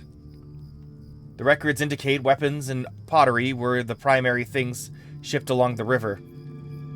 Wonder if there is anything else still left, or anything still left. There are many pieces of knowledge that were once known and have left this land. Smithing and artisanship among the greatest. If we could recover some items from the past, we may be able to make greater things for the future. Please return to Barad Tharsir and see if you can find some things left behind and overlooked by the robbers there. A shield, a weapon, and vase would be of the most use to my studies. How can I be of service? Barad Tharsir is southeast of the Colossus, on the far side of the Brandywine, in the Barandelf. If you search the grounds, you are sure to find old relics of the sort for which I have asked. Greetings. You have driven off several of the contingent. I am pleased to hear it, and to know that the robbers have less of a hold on Barad Tharsir than they once did. You have my thanks, Rilmore. But do not rest yet. We have just begun to wrest those ruins back. Stay a moment. My research shows Barad Tharsir was the north port of my ancestors on the shipping lane down the Baranduin. I do not know what the tomb robbers could be interested in there. There should be not much of value there. But if they are interested, then I am interested.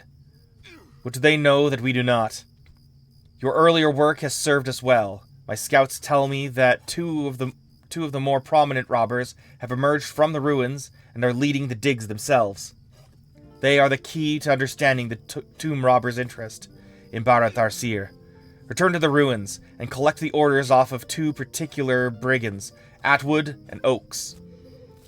Those orders will be the clue we need to solve this mystery. Greetings. Barad Tharsir is southeast of this colossus, in the Barandelf, on the far side of the Brandywine.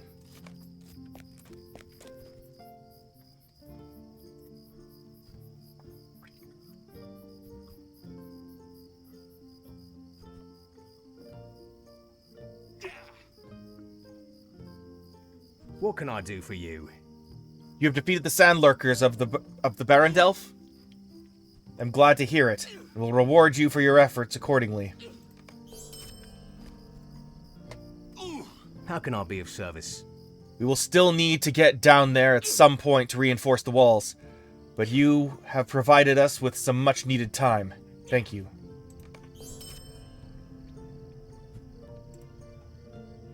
Greetings.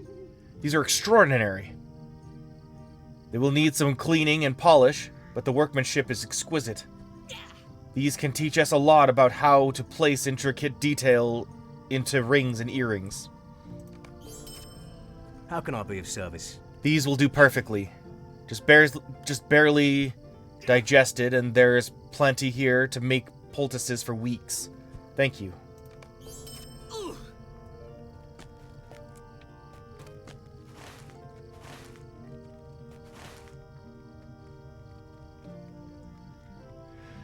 Okay.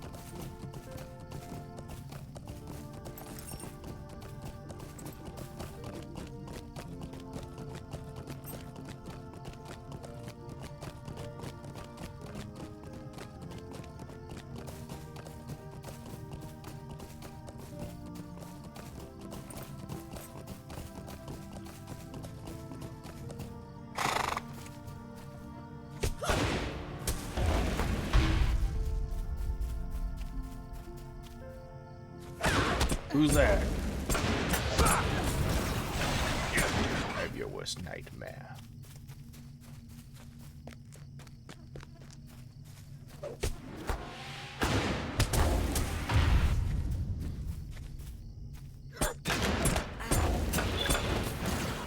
Indeed, known to the Wardens of Enumenas.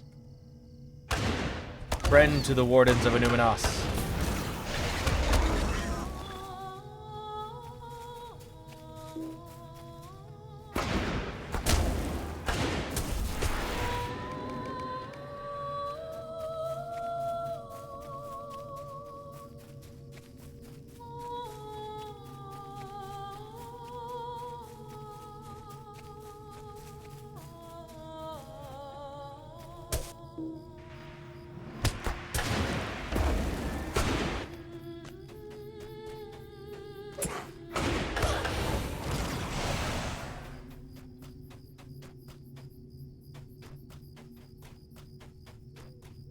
What can I do for you? Ha! I'd heard that someone was coming to help me out, but I did not know you would have everything with you as well. This is a very fortuitous event. Might I take a moment of your time? I'm going to begin repairing the catapult. This is going to take me some time. For while you have gathered the correct parts, they will need some adjustments in order to fit properly.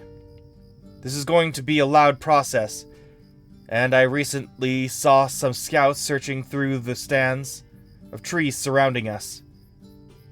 If they were to find us, they would quickly overrun this bluff and destroy the catapult. This is something we cannot afford. Head out into the trees southeast and southwest of here and flush the scouts out, so we can be sure this position is secure. What do you need? Those scouts find us, we're done for. Make sure you find them first.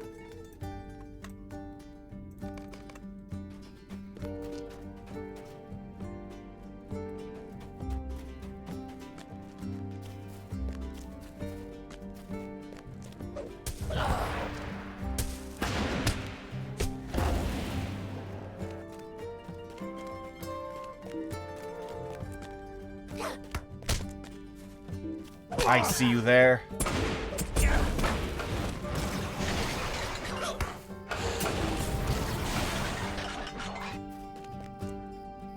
heck? What's a Kurgrim? Is that an orc? No, that's not an orc. That's something weird.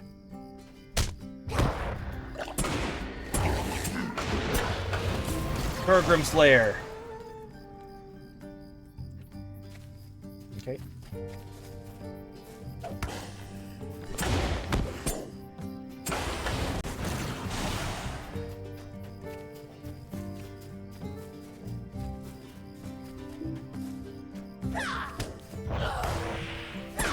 So I think this little area here, Menarain, is going to be my, like, designated killing field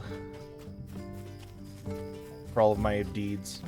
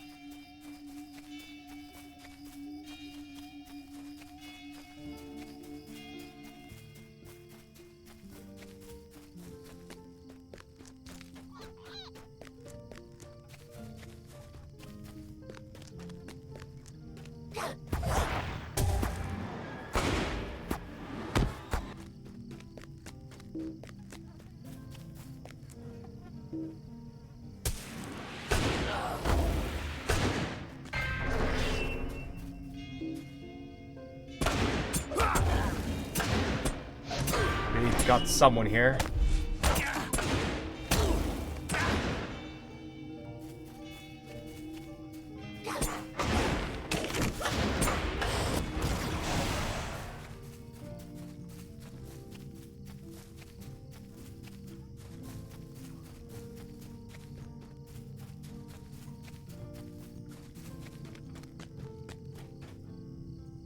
How can I be of service?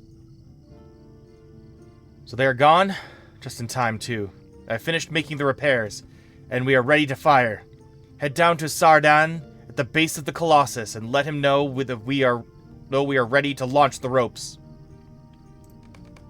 What do you need? Sardan is down at the feet of the Colossus. He will want to give the signal himself.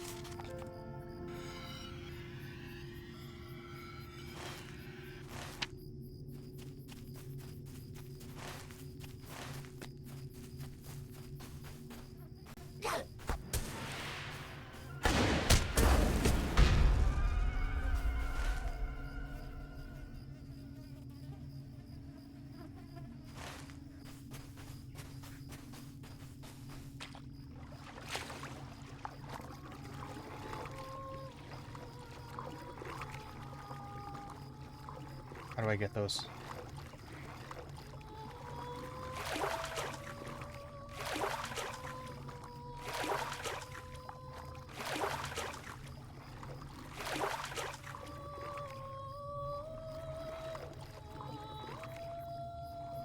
A piece of wreckage from an ancient shipwreck.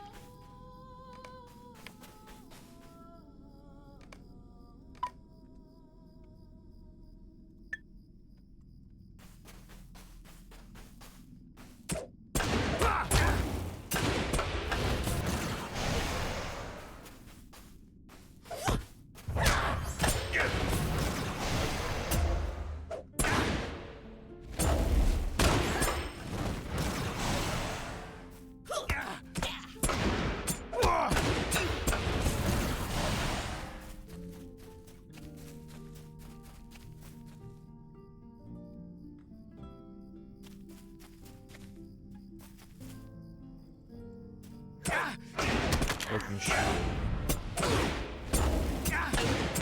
Sorry, whatever. This broken shield bears an emblem that once identified the family that lived at Barad Tharsir.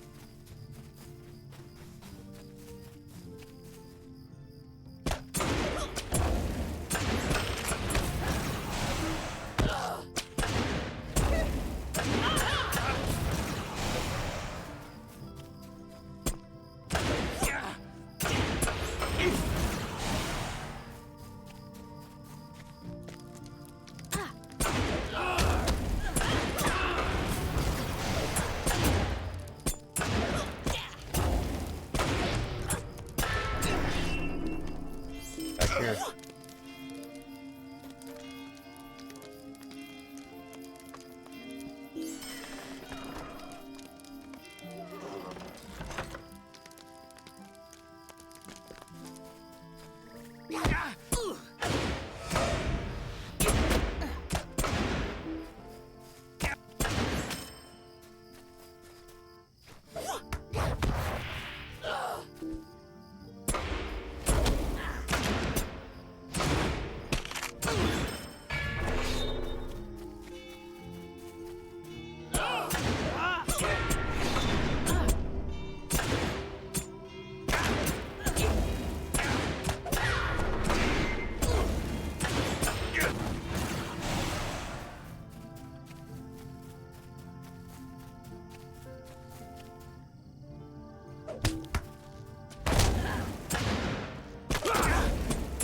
Easily upward. You must die.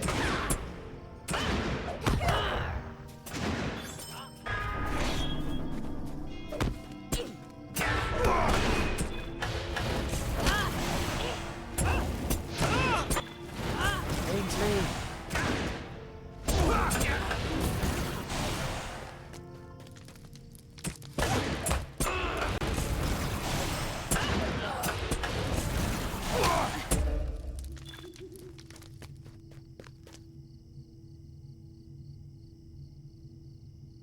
Broken sword may once have been wielded by a member of the family that lived at Barat Tharsir.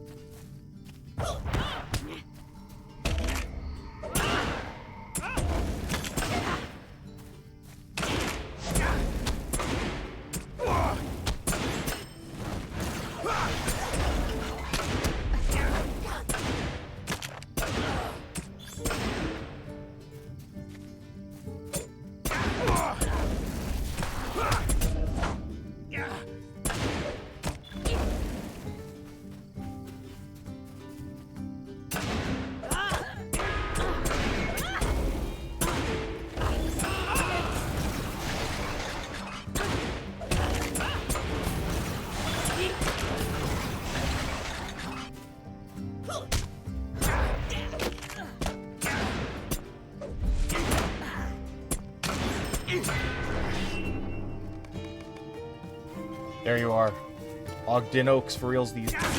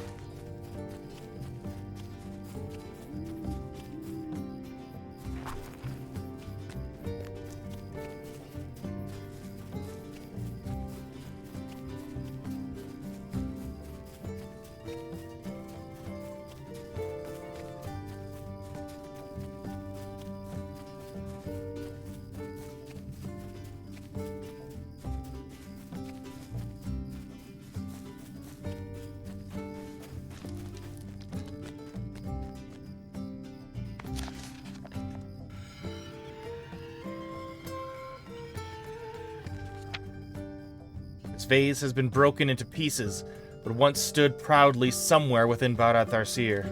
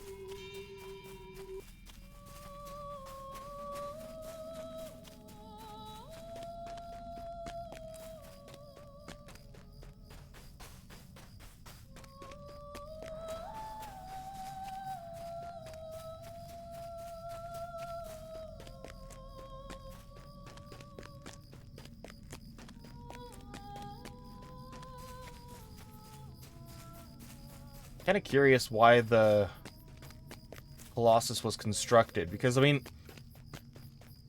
the Argonath was meant to border, like, mark the boundary of the realm of men, right? Like, that was the purpose it served. But this is all meant to be the kingdom of Arnor, so...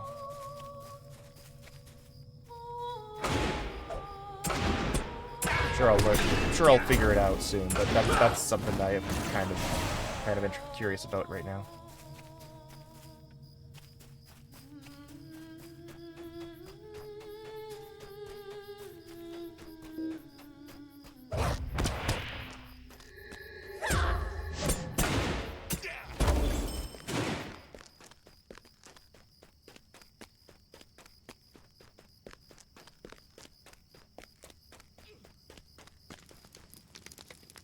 What can I do for you?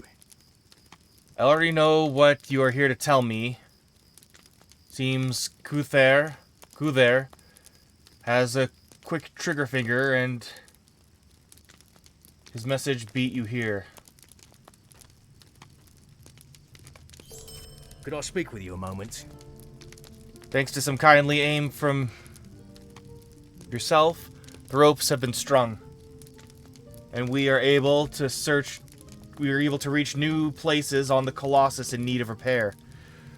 But that is a task we can handle ourselves. For you, a treat. A vision I doubt like any you have seen before. Use the rope behind me and ascend to the peak of the Colossus. Once you're there, make sure to look around and enjoy the view. What do you need? You'll have to go up there and see the view for yourself. I don't have words to describe it. What can I do for you today?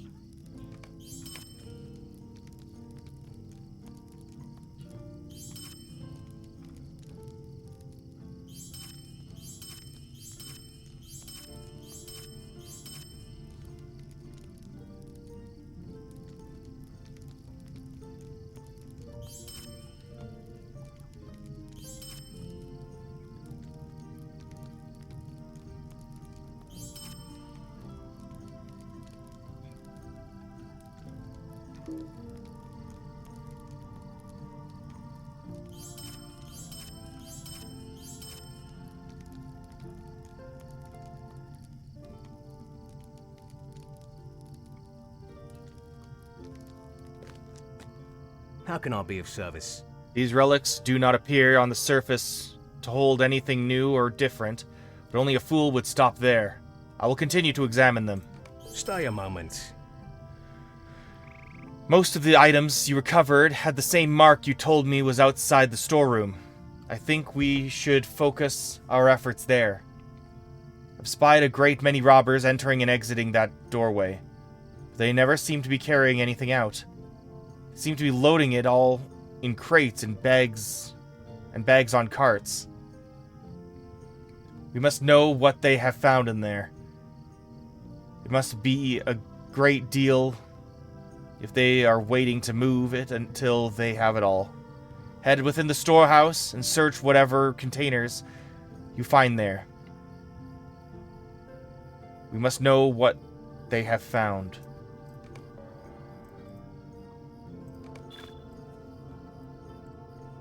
What do you need? This storeroom is obviously important. What can I do for you? These texts are most troubling. These tell of most troubling things indeed. There's a room where goods not listed on the manifests were taken and stored. If this room still exists, it could hold an untold fortune of history. Would you do something for me? Now I know what they are seeking. There is a room somewhere within the ruins of Barad Tarsir where anything not documented on the ship's register of goods would be taken and held until ownership could be proven.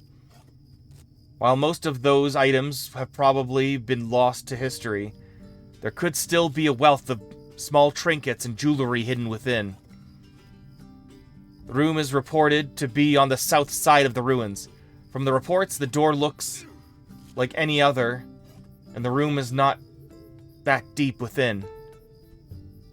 I'm amazed it has lasted this long, but as I said earlier, we ourselves thought Barat Tharsir to be empty and picked over. We were clearly wrong.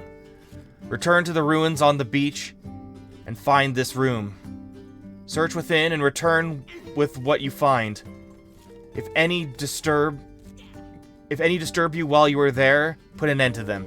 Barat Tharsir shall be returned to us. How can I be of service? Barat Tharsir is southeast of this colossus, in the Barandelf on the far side of the river Brandywine. Greetings. Now, let us see about getting these open and seeing if the key we want is inside. Could I speak with you a moment? I was able to open all of the containers you recovered and found the key in the last one. These are great tidings for us as we can finally go on the offensive. As I mentioned before, you left to get the containers. We have been constantly harassed by a creature we believe lives beneath the ruins of the lighthouse. The door is locked, so we cannot enter. We have found no other entrance. We have found no other entrance.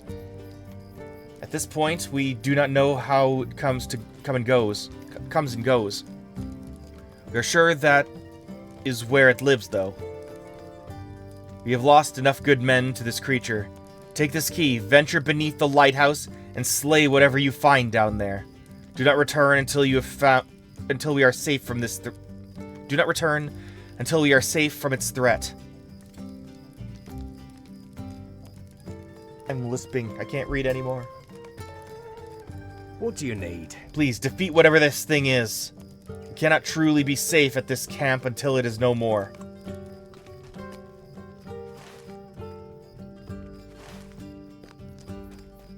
I'm gonna climb the rope. You should have a look around. I might die. It's so dark.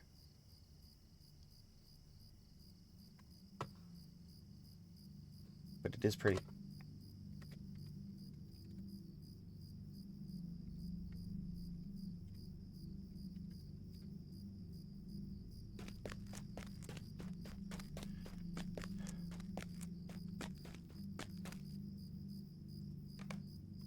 The view is fantastic, but you can see there is much yet to do.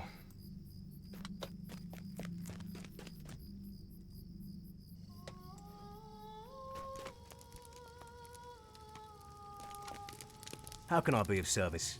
The beauty of the lake is enchanting, but I saw the same you did.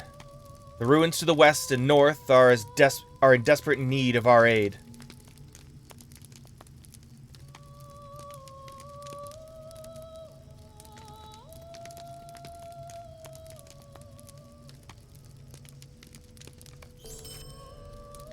Would you do something for me? You've done much to aid us here, and for that I am grateful. But this Colossus and Barat Tharsir are but minor points within Evendim.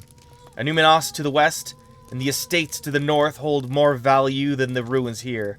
Follow the road north, then head west at the crossroads until you reach Tinodir. There, speak with Orkalwe to learn more. What can I do for you? Tinodir is just up the road. You will know it when you come to it. We have work to do.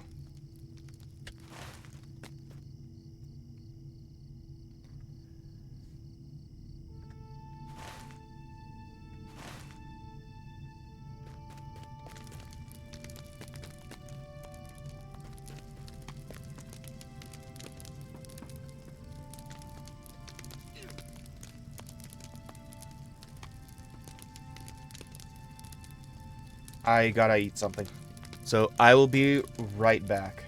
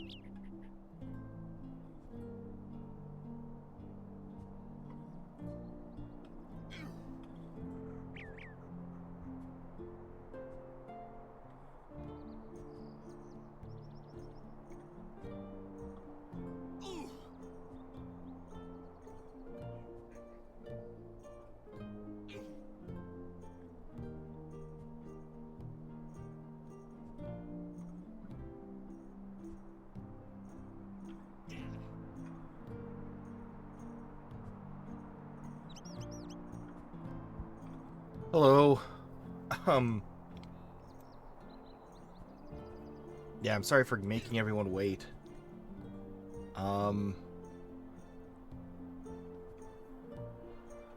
Yeah, I'm